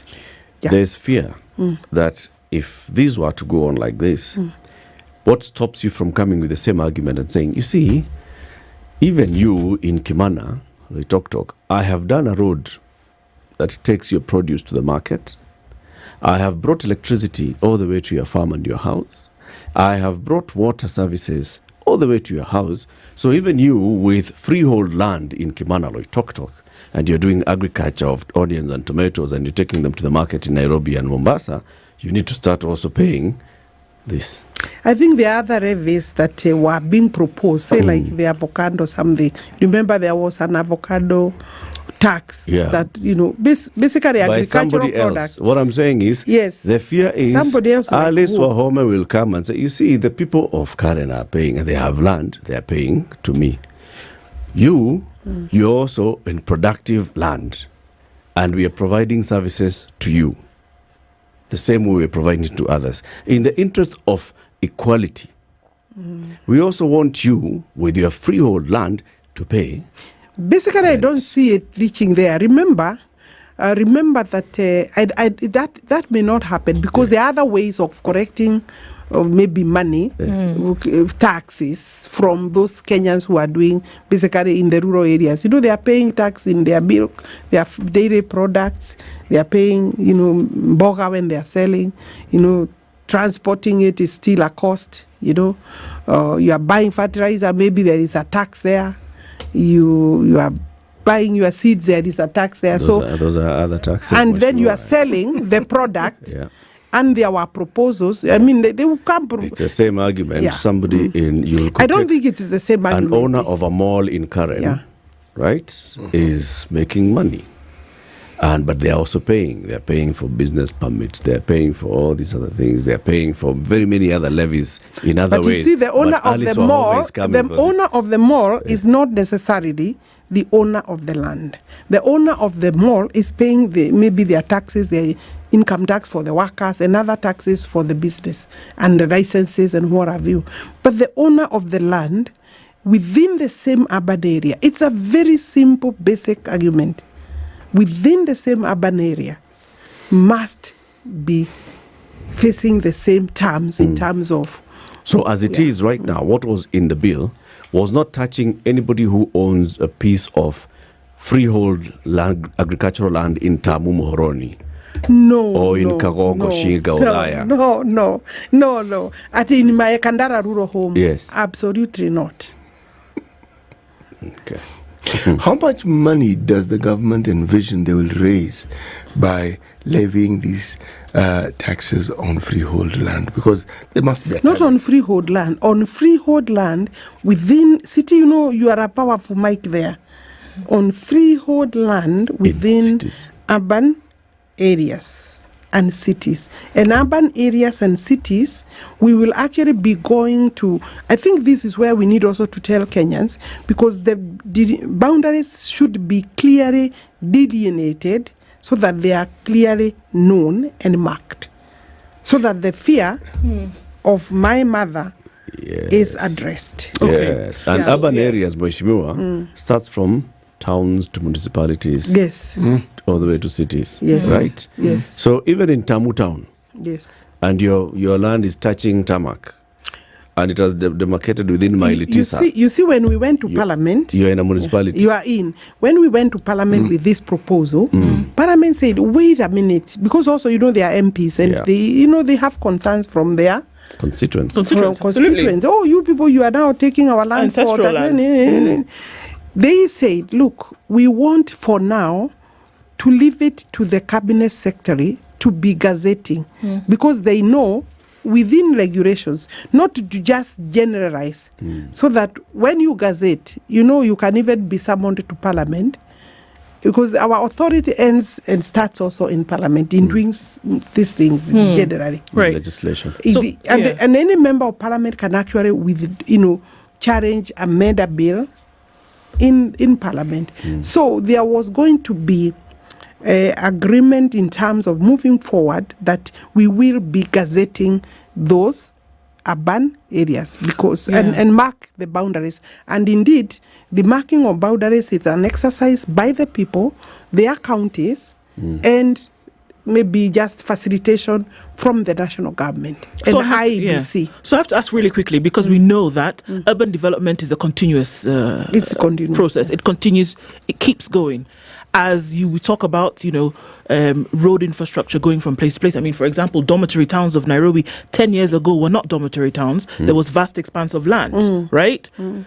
So as that continues to happen, then there lies the possibility that these levies that we are talking about could then come into force for people who today it's just ancestral land or it's just, I think some cases people will have to establish new agriculture ancestral land because once the town takes over your land, in fact, most of the times is that people are selling that land and moving elsewhere because they just also can't even cope with the whole growth there and the urbanization and the development. So and that is something that you may not have control of depending on the vicinity of your land from town. And we have seen Nairobi is going all the way to Gong, Kitengera, Keno, Machakos. Kandara is now. I think Kandara will be an urban area. It's already an urban area. Yeah, because I take 40 minutes on a Sunday to reach there. Really, basically. But within those towns, you don't just take the whole of Kandara, for example. There will be boundaries to be agreed upon by the people. This is urban.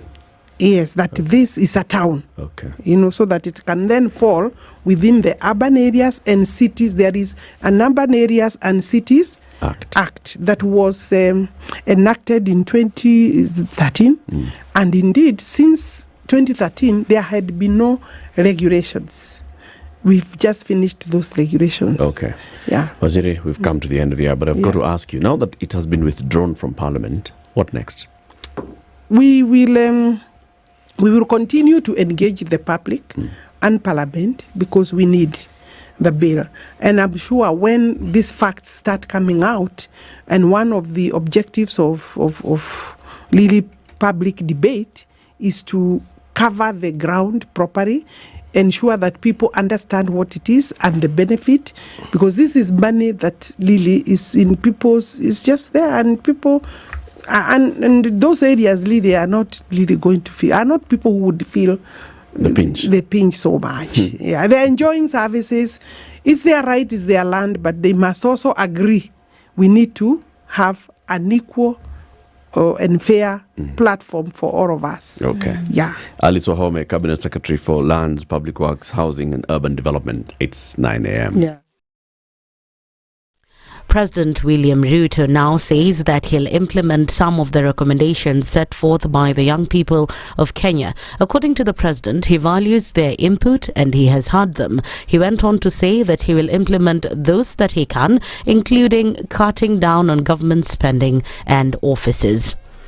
The head of state noted that young people have also given him tough choices and he'll have a meeting with them before the end of the week on how to go about this. Ruto said that as they prepare to engage, young people should come prepared to give clear suggestions on how the country can move forward. And detectives are investigating an incident in which the body of a Buddha rider was found on the roadside in Athi River, Machakos County. The body of Samuel Waweru was found on the roadside long after he had been murdered. The motive of the murder is yet to be known, but police said that the incident must have probably taken place on Sunday. The body had visible injuries when it was found near a restaurant along Moran Road near Yeyani Resort. And the Milimani Law Court dealing with corruption cases is expected to give a decision in the case facing Esther Wanjiru Shege. The EACC case involves attempts to recover 615 million shillings from the suspect known as Joseph Shege. In addition, a case involving Mzalendo Kibunja, the former director of Kenya National's Heritage, and 7 other suspects are accused of conspiring to commit a crime which is of corruption is also ongoing. The allegations related to the embezzlement of 441.4 million shillings allegedly paid fraudulently as salaries and wages to people said to have been employed by the National Museum of Kenya. Auditor General Nancy Gathungu has flagged excess payment of 367 million shillings in claims to contracted health facilities by NHIF. Details show that while the hospitals billed 447 million shillings, the fund paid out 814 million shillings, leading to an unexplained extra payment of 367 million shillings that management attributed to typing errors. The excess payments were made under the National Police Service, NHC, UHC, civil servants, Edu Afia, county, parastatal and Linda Mama schemes. The report says the NHIF management failed to explain expenditure of more than 7.4 billion shillings as per the report for the year ending June 30th, 2023. Butere residents in Kakamega County have now raised concern over frequent attacks on their family members and livestock theft in the region. South Marama MCA Willis Opuka has urged security guards to work with police officers in order to arrest those responsible. Tumekuwa na mambo mengi ya insecurity hapa Butere. Kila usiku ni lazima watu wakatane, upate watu wamekatana. Kila siku ni lazima upate kuku za mtu zimeibiwa. Kila siku ni lazima upate ng'ombe zimeenda. Watu wameogopa hata kutembea. Jana nilizika mzee Wycliffe Amunze hapo Marama Central. Mzee alikatakatwa vibaya na wezi wa ng'ombe, tena kwake kwa nyumba. Hapa Bukura tuko na ndugu yetu ambao ni OCS. Alikuwa amekuja likizo. Sasa jioni anarudi nyumbani, anakutana na hawa wakamkata tu, kamkata mikono zote. Sasa saizi yako Kakamega ni mgonjwa zaidi, anatibiwa. Opuka said the security officers have also failed in their duties as they are the ones who've become reluctant in arresting the criminals behind their attacks. Maafisa wetu wa polisi, it's easier polisi kuchukua pikipiki kwenda kutafuta changa than polisi kusikia mtu amekatwa mahali fulani ama ng'ombe zimeibiwa, polisi kukimbia huko na kusaidia wananchi. So I can't get the logic. Ati polisi ataweza pata transport haraka ya kwenda kutafuta mtu wa changa, lakini ukimuita ati uko na shida fulani ya insecurity, anakuambia hana transport, umtumie pesa ya pikipiki. That's the news wire. I'm Lea Ubaga.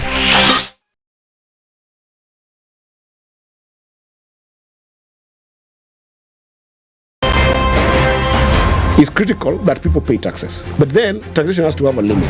When you start overtaxing people beyond certain limit, then this is now we call robbery with violence. We are all struggling, but we don't show. If you're not doing well, shame on you. But you have to say, I'm broke and I'm struggling. We are not okay until everybody is okay. We are pretending to have political parties. Why don't we just be honest? And we say, these are the Luyas, these are the Kambas, these are the Kikuyus, and we find ourselves in Kenya. You know, with politics and leadership, no matter what you do, there will always be a complaint. There will always be the assumption that you're either stealing or you're not doing things right. As a leader, don't fear. If you know you're doing the right thing, you've thought about it, you've got an expert advice, do it, then understand later. This country, we don't need prayers. Prayers is between you and God. Good governance and thinkers who care about the country and not their stomach. That's what we need. The Situation Room, Kenya's biggest conversation. Thank you very much, Eric, and it's good to be at the Situation Room. Always a pleasure coming here. This is the most challenging interview panel in Kenya.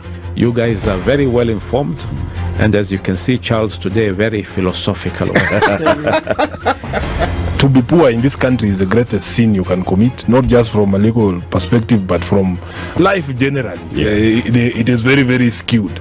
We've just heard on the floor of Parliament just most recently, a leader within the ODM saying that Sisi ni ng'ombe is a baba. Yeah. Which means that you are willing to be milked dry. Hapo. You cannot force me to believe. I'll give way. If it's land that I'm told to return to you, I will. Okay? Because the court has said so. But I'll continue saying, hawa watu wamenirusha. That's all that I'm doing. The Situation Room, Kenya's biggest conversation. 94.4 Spice FM, Nairobi. It's critical that people pay taxes. But then taxation has to have a limit. When you start overtaxing people beyond certain limit, then this is now we call robbery with violence. We are all struggling, but we don't show. If you're not doing well, shame on you. But you have to say, I'm broke and I'm struggling. We are not okay until everybody is okay. We are pretending to have political parties. Why don't we just be honest? And we say, these are the Luyas, these are the Kambas, these are the Kikuyus, and we find ourselves in Kenya.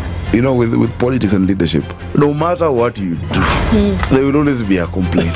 There will always be the assumption that you're either stealing or you're not doing things right. As a leader, don't fear. If you know you're doing the right thing, you've thought about it, you've got an expert advice, do it, then understand later. This country, we don't need prayers. Prayers is between you and God.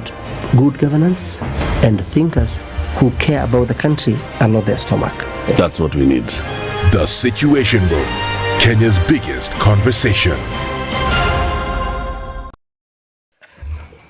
Okay, so let's take a quick look at what's going on the streets this morning, and it looks good.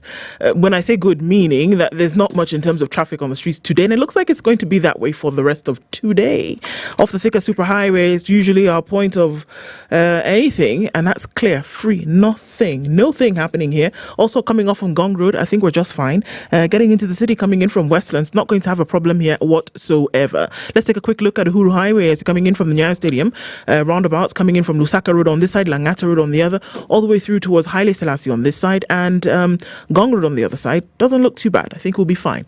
We'll still keep an eye on things. Let's see what happens as we're coming out of traffic hour in about half hour or so. SpiceFM KE on X, hashtag The Situation Room.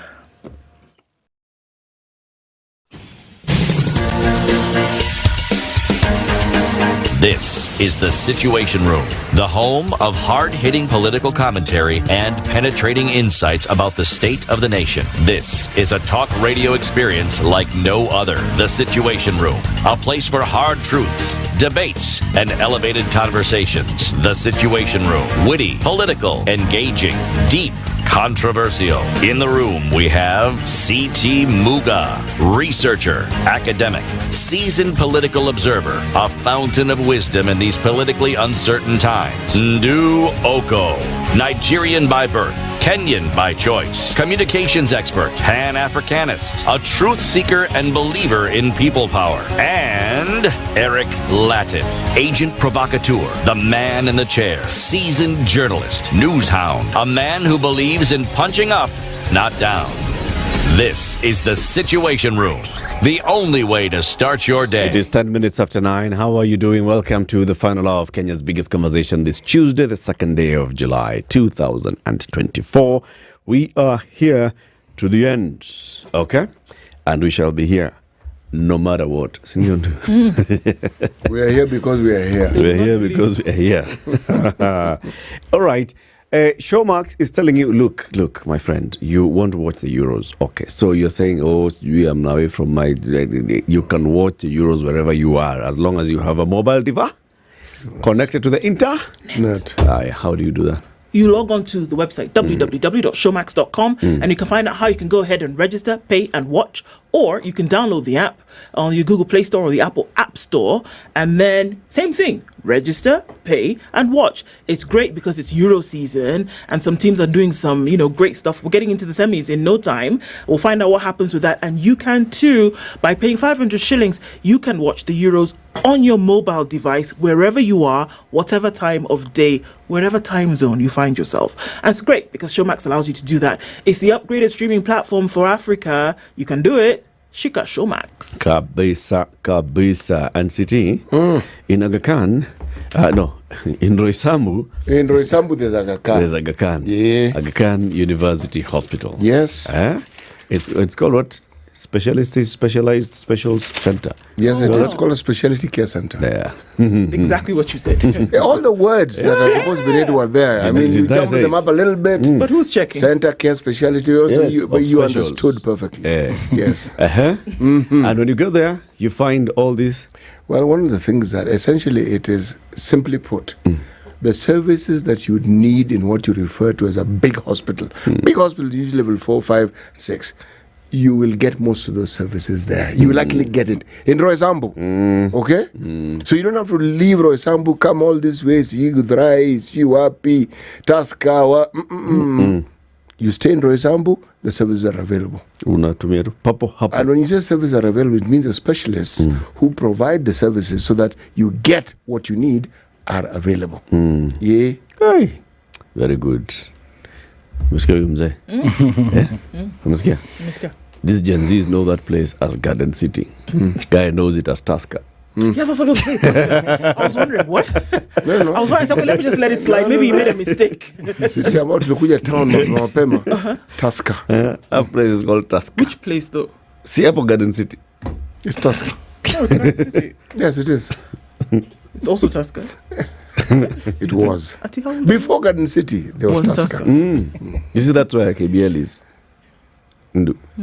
Hapo ndio brewery iko. And even the original brewery that began what we now know used to be in Scots, just on the side of the road there, so you could see it.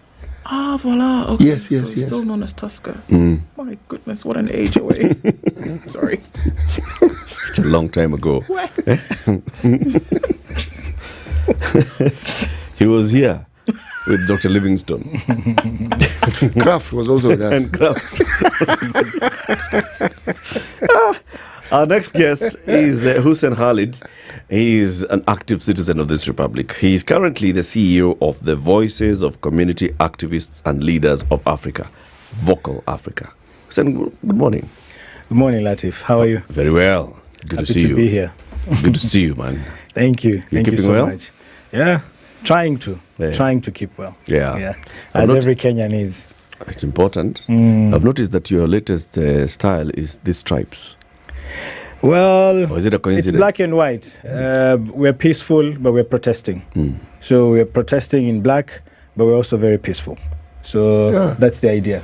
Black and white. That's a good message. Nimesikia baba. Lands well, eh? Yes. All right. Give him the day's proverb. Right. Our proverbs for the whole of this week come from the Republic of Angola. Oh. Yes. Must be Portuguese then. No, it's in English. I got the English version because I honestly do not know even one word in Portuguese. One who throws the stone forgets. One who is hit remembers forever. One who throws the stone forgets. One who is hit remembers. Always remembers. Nice one. What's your interpretation? When you sit on the other side of the coin, the way you see the world is different from the one who is, more comfortable and the one who is issuing the demands and the calls for different things. I think this world, in every way you look at it, there are always two sides of any story. No matter how thin you slice it. No matter how thin you slice it. We're just seeing on the news, Keter Zwoz, he has his story, and the DCI have their own story. So, and I think that's how we need to view many of the things that are happening in the country. Parliamentarians have their story, but the people also have their own. And I think it's only fair that we give Kenyans a chance to be heard, because they also have a story to tell from their end. And it can't just be those who are sitting pretty in parliament, making all decisions and, without considering the voices of the masses. And this is very, very important. And at this time, when the country is going through unprecedented movements and views and opinions from different quarters, I think that proverb mainly needs to go to those in authority. We are here to discuss. They're the stone throwers. They are the stone throwers. They are the stone throwers, and to them, I'm sure they've forgotten. There's no but consequence. to the families, you know, we've been going around in the morgues, completely distraught by recent happenings.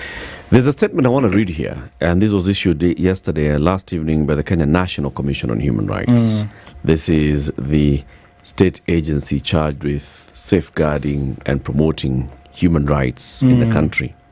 And they said, you know, they have been doing their tallying and sending their officers on the ground. And the latest one they're saying is data from our records indicates that 39 people have died and 361 injured in relation to the protests countrywide. This is a cumulative data from the 18th of June to the 1st of July. Postmortems for most of these victims are yet to be conducted. The dead are 17 from Nairobi, 3 from Nakuru, 1 from Laikipia, 1 Narok, 3 from Kajiado, 4 in Uasin Gishu, 1 in Kakamega, 2 in Kisumu, 1 in Kisii, 3 in Mombasa, 1 in Siaya, 1 in Kiambu, 1 in Nandi.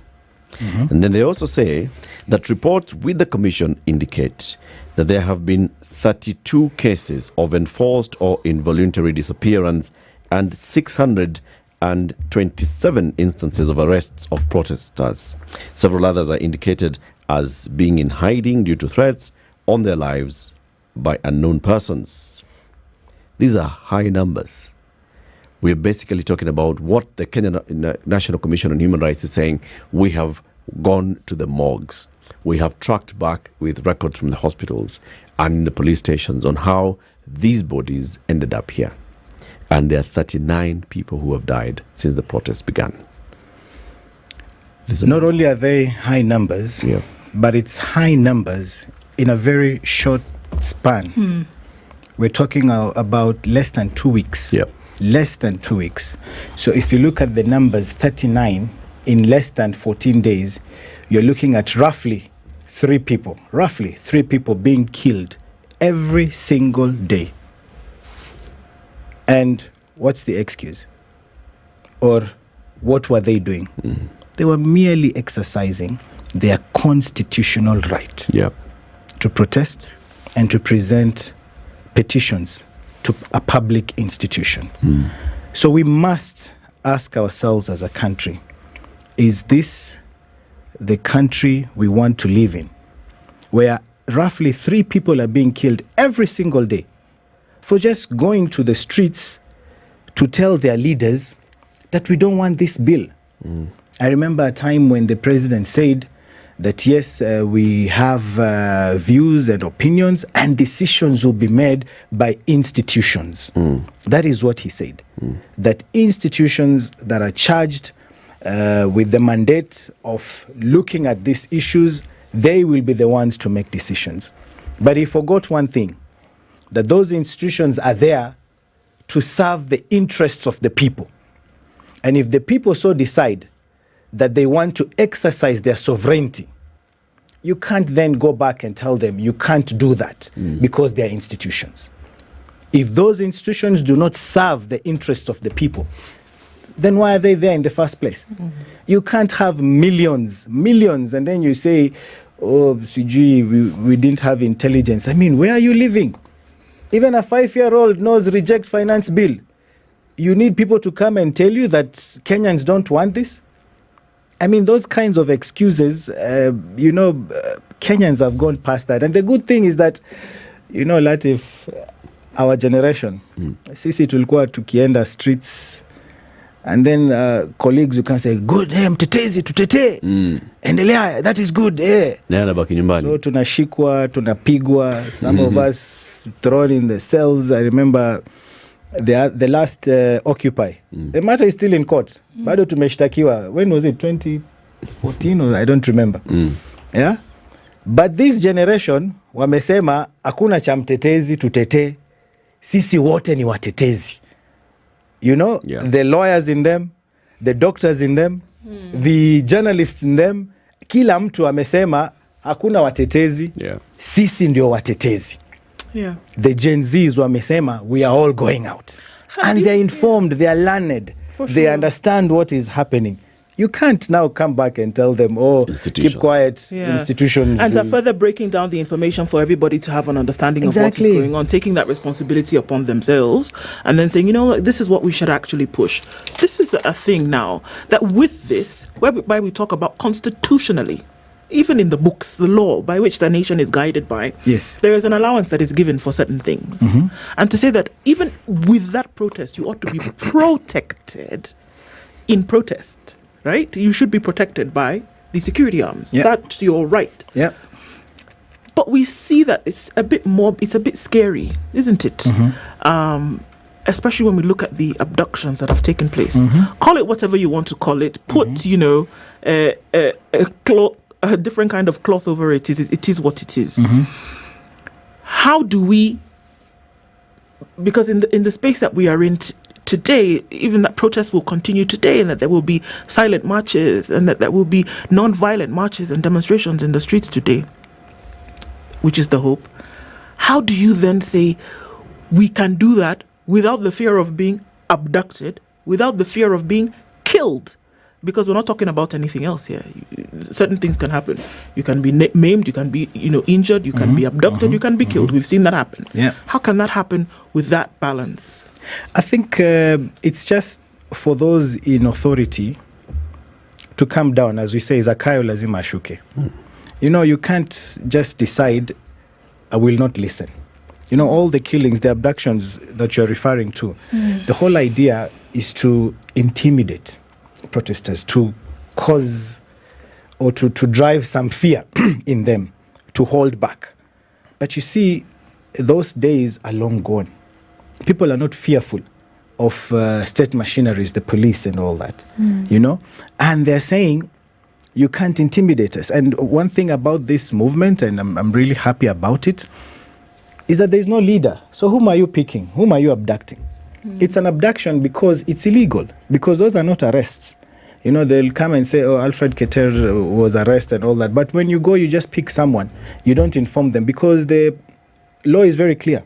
At the point of arrest, you must inform the individual why they're being arrested. They must have access to their lawyers, to their families. And clearly that did not happen. Everyone who was abducted was not availed the legal necessities for them to be able to administer that arrest. So it's not an arrest. It's an abduction, it's kidnapping. And of course, from what we have seen and we have come to hear, using state institutions to do that. And that's unacceptable. And just to say, the Public Order Act is very clear. There's a reason why you notify the police. You tell them in good time. You know, when you see these banners and placards all over, we are going to protest on Tuesday, that's a notice for the police. And you do that so that the police can put proper measures to protect protesters and to also protect those who might not want to protest. So when you come back and you say, oh, criminals infiltrated, and you say you had this information 2-3 days, why didn't you do your job? You knew there were going to be protests. You have intel that some individual criminals might infiltrate. Why didn't you do your job? And then you come back and you blame the protesters. So that means you have the information, but then you just didn't do anything about it. So you're actually incriminating yourself because you had this information and people already notified you by law that we will be in the streets protesting, and you allowed it to happen. So when you're looking for those people, you also have to ask yourself, why did they not act if they had all this information? Okay, now based on that, there are calls. We hear them and receive phone calls. People are already making statements and saying, you know what? The protest's initial agenda was reject the finance bill. Correct. Okay?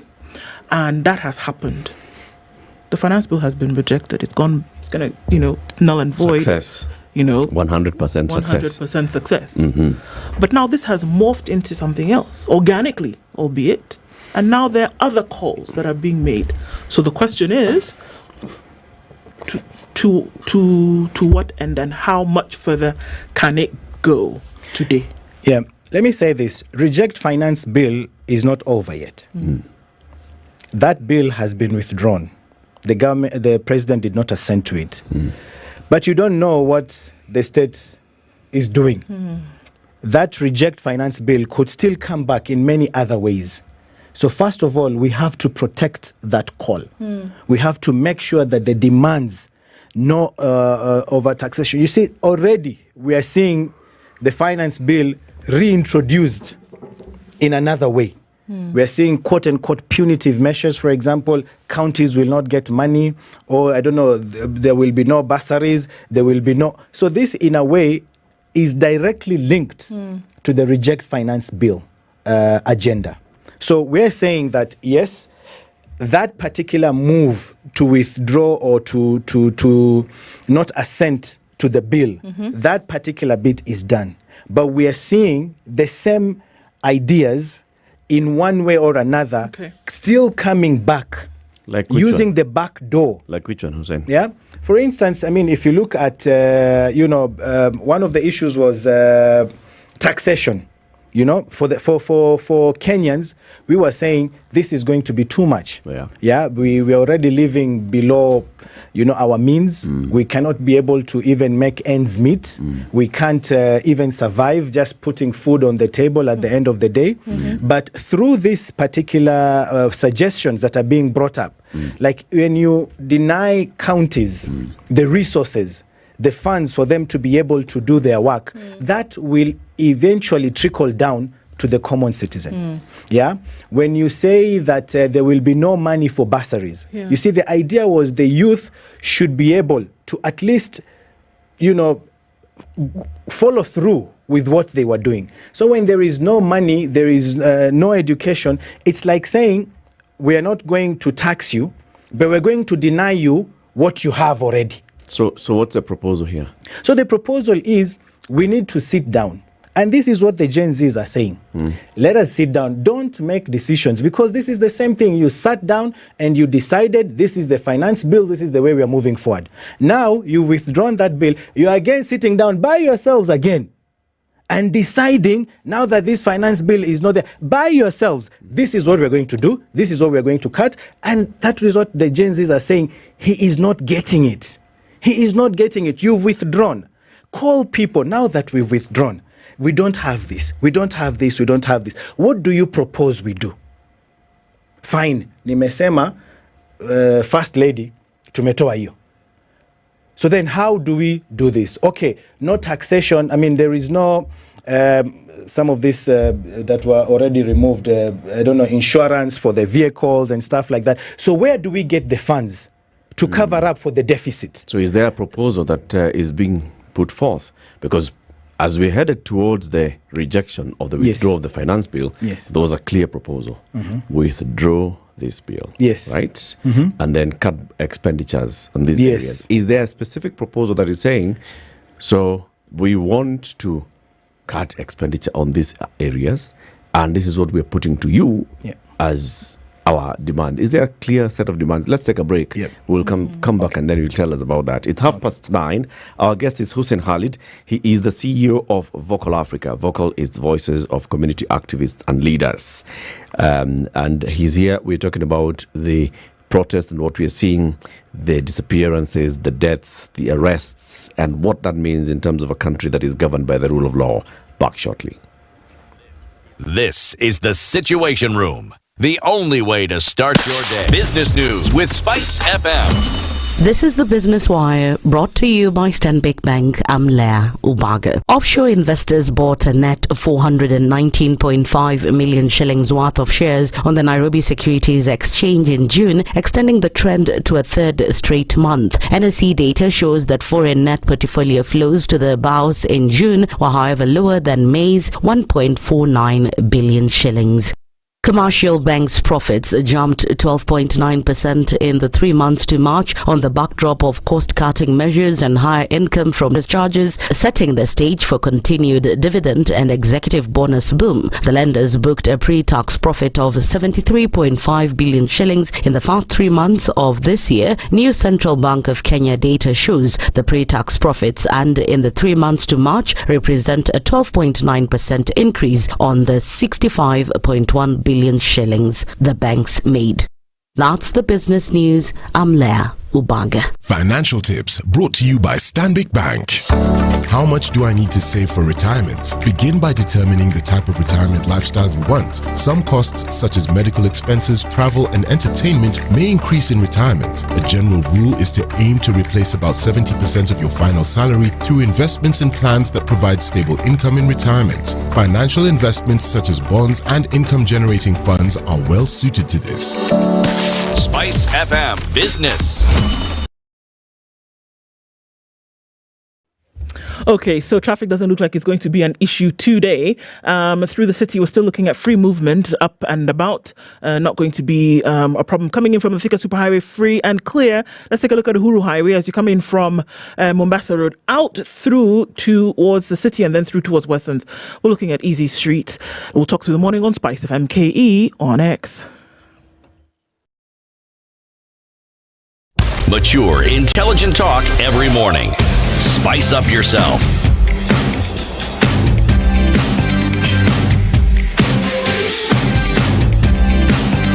Mornings done right. 94.4 Spice FM, Nairobi. The Situation Room, Kenya's biggest conversation on this second day of July 2024. We are hosting Hussein Khalid, the CEO of Voices of Community Activists and Leaders of Africa. We are talking about the rule of law and what we are seeing the protests across the country. So I asked the question, so is there a proper proposal beyond Ruto must go? What are the youth saying now? Because there was clear reject finance bill. It was clear. It was, we do not want this bill in its entirety. So the bill in its entirety was withdrawn. Yes. So this next demand, what exactly is it? I think right now what the youth are demanding for is inclusion. Inclusion in decision-making processes, inclusion in governance processes, inclusion in economic processes, so that they can be part and parcel of this country. And this is their country. Okay. They're not just the future, they're also the present. And let me just say this. Once you withdraw the bill, and then you come back to Kenyans and tell them, I have withdrawn the bill, now this is what I will do. We will reject that.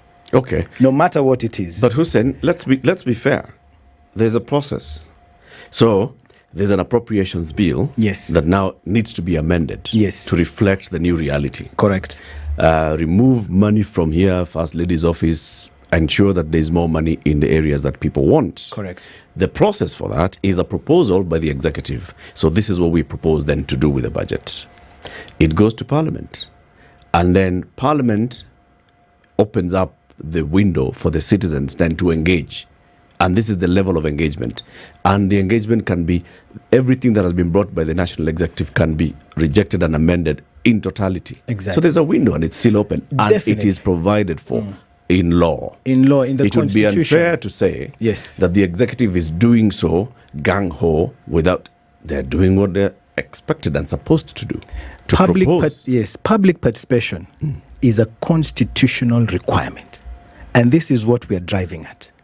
If you go through those processes without involving the people, without involving the Gen Zs for now, I mean, they are a representation of the masses, you know, then it will be rejected. So what we are saying is, whatever the state intends to do, you see, they've already written letters to county governments. That's like a decision being executed already, that we will cut down.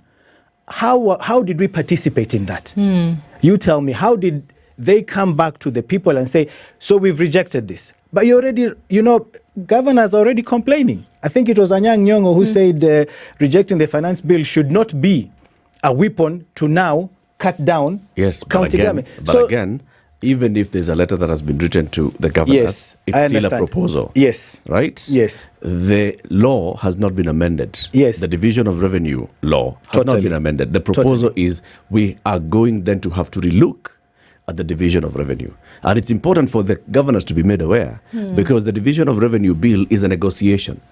And they have to be told, please be prepared. We have to actually have another conversation and maybe a negotiation. So there's nothing illegal that happens or out of tune. Yeah, what needs to go out to these leaders is that those in government, the president, you know, and everyone else, is that you need to be deliberate in your intention, in the minimum, to involve the people. Those letters are absolutely unnecessary, if you ask me. We know, I mean, that's the law. You have to go through that. But at this point in time, for me, like the opportunity, I mean, first of all, congratulations. You are very, very clear, concise to the president. I think the interview did justice.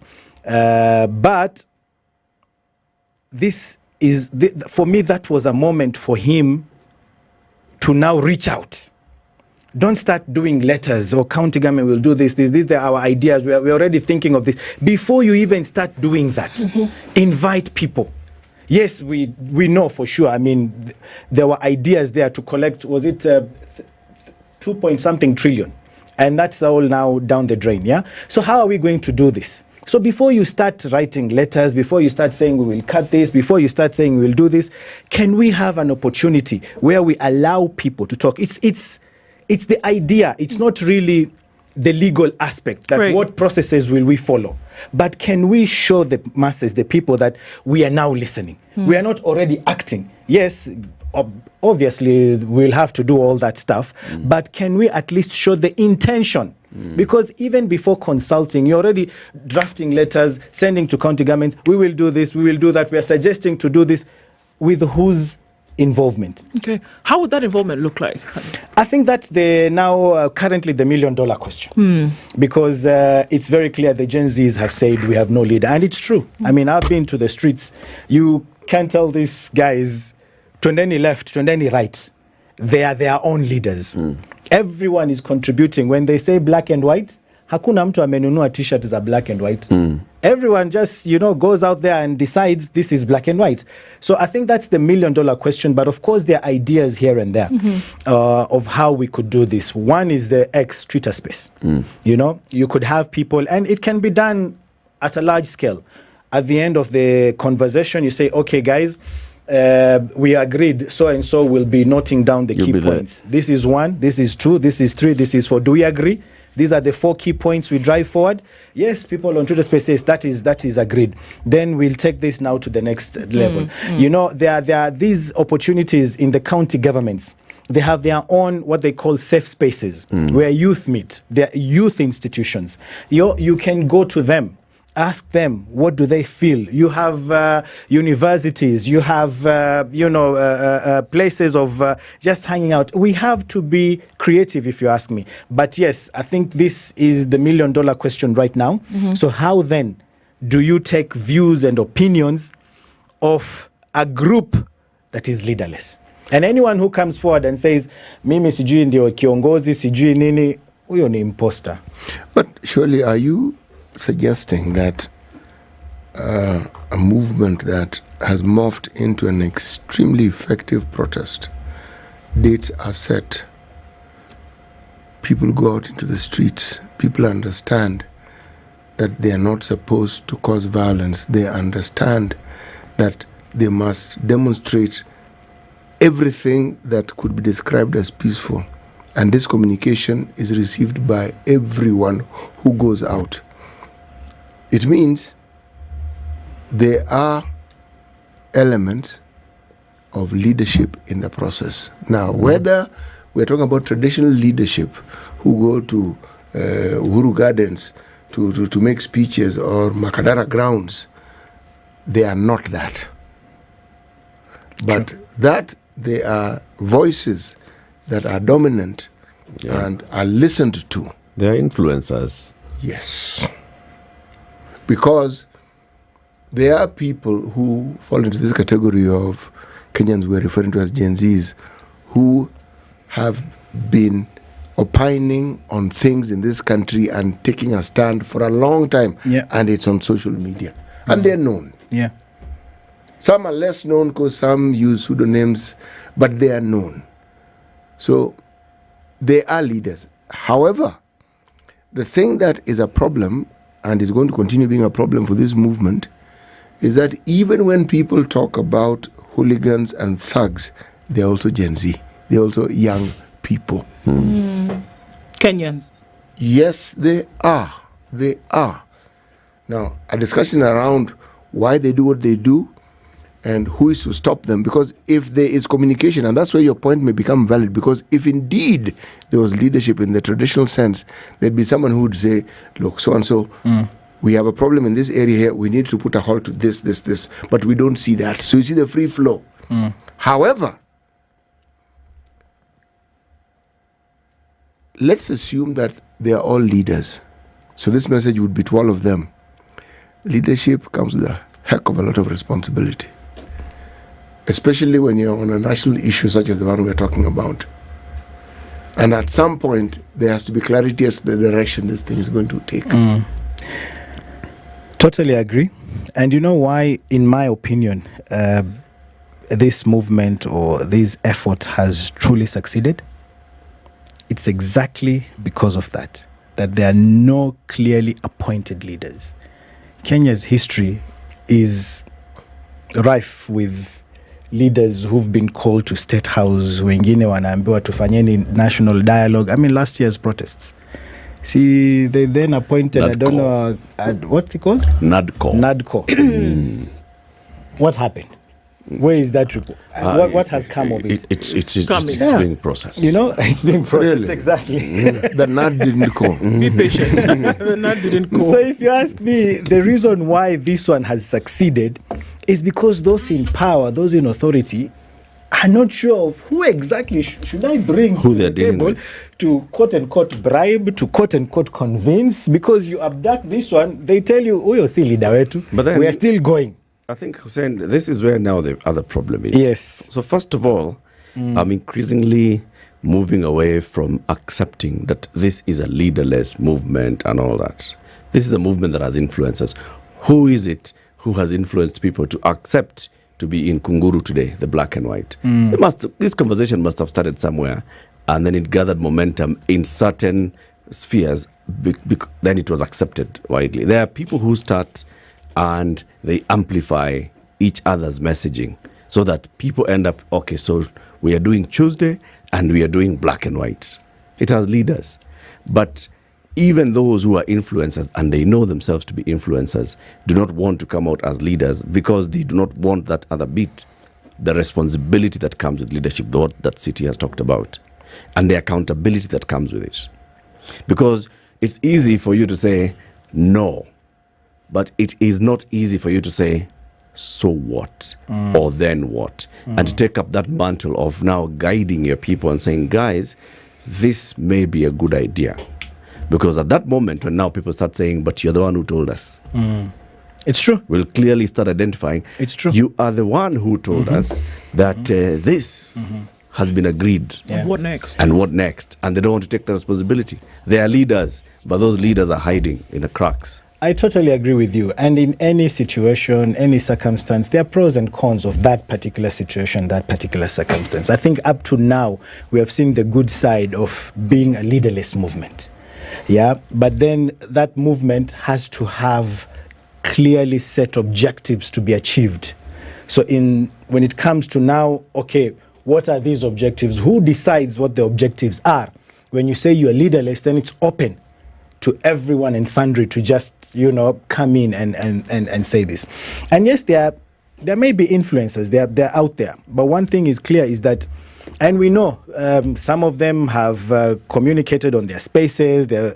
People have tried to reach out to them. They're trying to bribe them. They're trying to call them to the discussion table and things like that. But, they're very clear that, look, I'm not the leader. And as you said, probably people are thinking, I commit and say I will do 1, 2, 3, something goes wrong. And for me, this is good, Latiff. I think this is good because even when the protests were called initially, it was reject finance bill, and we expected the usual culprits to go out there to be arrested. But the numbers that poured out to the streets of Gen Zs, no one expected that. No one expected that. And it was like, wow, this is great. And I think the media were very quick in highlighting how they came out. And that also contributed to more and more coming out. And I think it's good to allow this to take its own course. We'll continue this. I know we can't stay like this forever. We won't be protesting for the rest of our lives, for sure. No. Yeah, but can we also give this opportunity, this chance, this movement, space to carve itself. We also don't need to force leaders on them. You never know. I mean, something might come out of this. We didn't expect this. Nowhere in the world have young people come forward in this manner. You didn't plan for it. I didn't plan for it. No one planned for it. But it happened. And look at the difference it has made in this country. Other countries now, the youth are now, psyched up, and they're saying, look at what Kenya is doing. We also now want to go to the streets.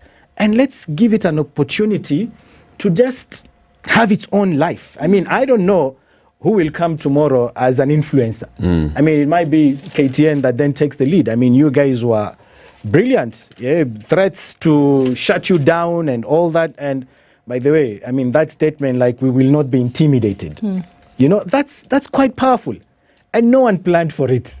You didn't think that day you'll come and you'll say that. So my take is, let's not force leaders. Let's not force a form, a structure on this. We are in the process of learning ourselves. I don't know, maybe the next few days may be detrimental to the movement. Yeah. It may be positive to the movement. I'm not sure. But can we give it space? We give it time. For it to... But as we give it time... Yes. Is it what you're saying, that then the government should not do anything? As we give this movement time to morph, do not come up with proposals of now what to do, where to cut budgets. Do not tell governors, let's have a conversation about the Division of Revenue Act that needs to be amended. Do not have a conversation on the County Allocation of Revenue Act that needs to be amended. Are you saying that? No, I'm not saying that. Definitely I'm not saying that. What I'm saying is the government should move away from that. We know that's the legal requirement, that you have to engage those. But be deliberate in reaching out to the people. You will come to that. We know, I mean, whatever decisions are made by you and me down here have to go through those processes. But remember, it is those processes that brought us to this point in the first place. So to avoid a repeat, we'll just be going around in circles. Let's do this the other way now. For now, have that X space. I'm here, because the people did not refuse the X space. It's that he was calling people to his space, and people were telling him, no, we have our own spaces. You come to our spaces. Don't ask us, I will host State House space. No, we don't want your space. So that's what they were saying, and that's why there were tweets yesterday all over, like, who should host the president? Is it Osama, or is it, so that's the discussion. So go there, be deliberate, let it be seen that, because my MP wenye sasa unataka kuongea na wao tayari wanasalimiwa, no one is even, so then you are going back to that same system. So yes, we know we will need that. By law, you have to follow the law, but can we do it differently right now? So talk to the youth. Say I'm hosting, no, you're not hosting. I'm being invited. Ask your people to look for invitations. Say we are inviting the president to Mathare. Right. Have we ever had any president in Mathare? Do you think that usually when we look at, and I keep going back to citizen-centric governance. Yes. Good. And like that term. That there are jurisdictions whereby something had to break, something had to crack before they got to that point, whereby today there isn't much that happens from a governmental point of view that does not include the citizens, down to building a road, right? There are jurisdictions that exist, whereby you can go to the very closest level of leadership, and you can have a conversation as though you were having a conversation with a friend, and those things will be taken into consideration. Something had to move or shift or snap in order for that to start being the norm. Do you think that Kenya is at that moment? Oh, definitely. This is definitely a moment for Kenya, without a doubt. Now, the question is, what next? That is the critical point. Because when we had the Gen Zs, the question was, will he budge? When people were out in the streets, first reading, second reading, third, like, really? But eventually, he did not assent to the bill. So the question then is, and this is what I think many people are now thinking, if they were given, we have scholars in this country, we have people who've, studied movements, they're thinking, what would be the best way forward out of this, because we also don't want to lose the momentum. We have that momentum. And if you are given an opportunity as a scholar, as a journalist, as a, what would be the next best thing? And everyone is thinking, how then do we get to that? But like I said, citizen-centric, that should be. It may not necessarily be the situation on the ground, because many people, they say, public notice, come to the meeting, and we've seen this in county governments. And then they just have their cronies there, sitting there, because they don't even do enough public. So they say, yes, there was public participation, this is what people said, but we know for a fact that it's not truly the people saying that. How many times have you had, I think it was only in Makueni during the previous governor's Kivutha Kibwana, where they truly had people participation. And people said, we don't want this, we want this. But hizi nyingine nyingi, they sit, they decide, and then they, just have 1 or 2 meetings, which really don't represent the masses. So I think the question for me is, how do we truly achieve a citizen-centric governance in this country? That is very important. I would ask the question to add on to yours. How do we achieve a structured and enduring citizen-centric way of doing things? You see, it's something that cannot be put in a box to say this is it. So it must be subjected to continuous discussion. We talk about it all the time here. The role of the citizen. If you ask me, the real revolution is that these citizens of Kenya have actually realized that they have a role and they are playing it. True. And they've also realized they have rights and they are claiming it. You see? So it's a complete shift from the previous reported attitude where they did not want to be involved. They did not see the need. See, now they see the need. Okay? Now, old fogies like myself, unfortunately, we over time, we stop bothering.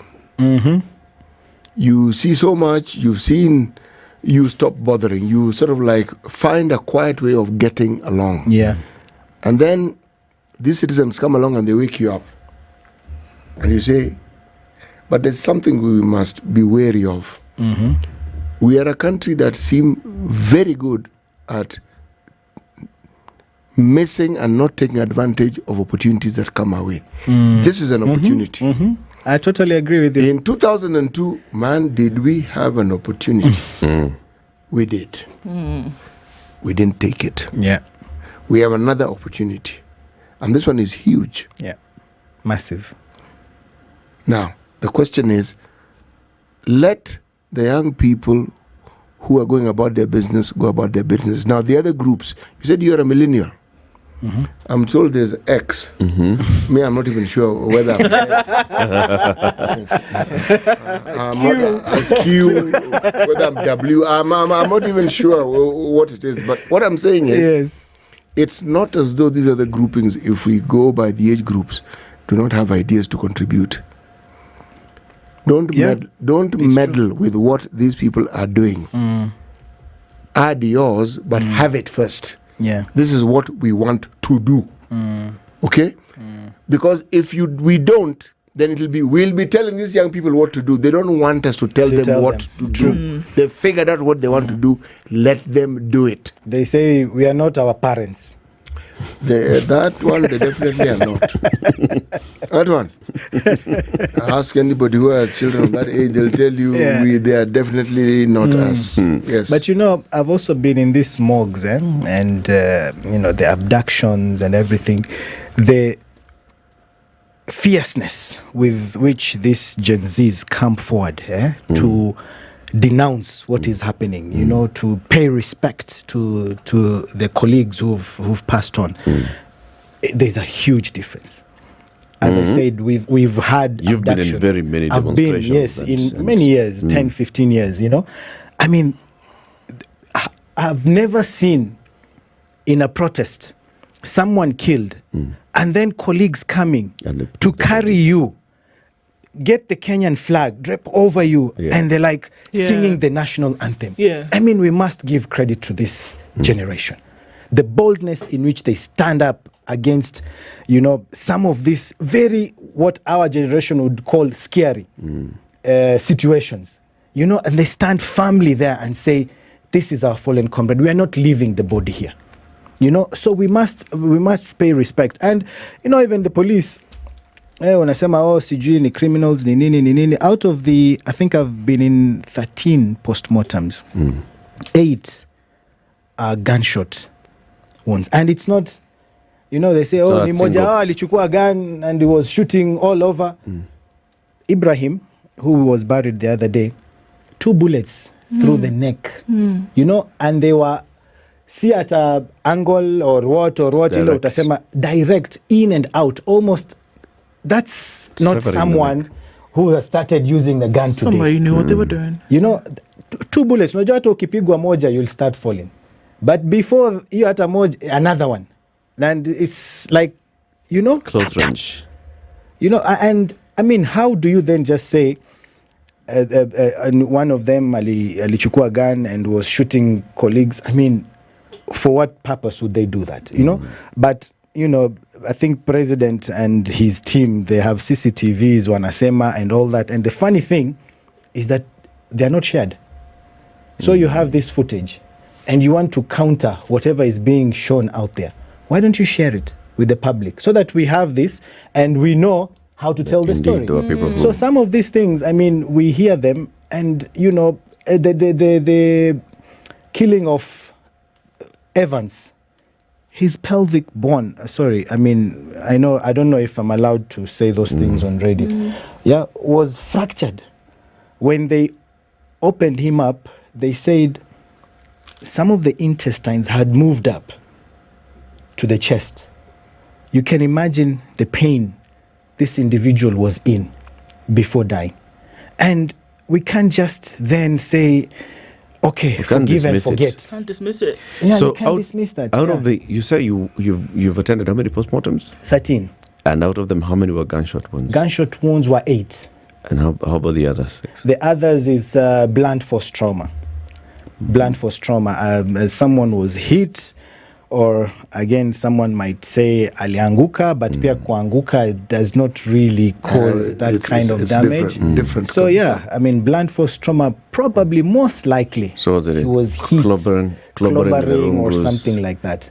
Yeah. Actually, the 5 it's blunt force trauma.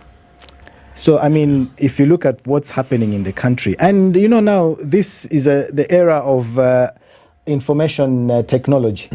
This information is out there. Everyone has it and can see and can learn how these things happened, and you can't just brush that aside. You can't just brush that aside. Hussein, we thank you for joining us today. We hope that today will be peaceful. We hope that today we will not see people being taken to hospital with injuries or being taken to morgues dead. We pray that everybody participates in this peacefully. And I hope that, the people who are out there, if there's anybody who's behaving in any manner that appears to be untoward, they can be called out.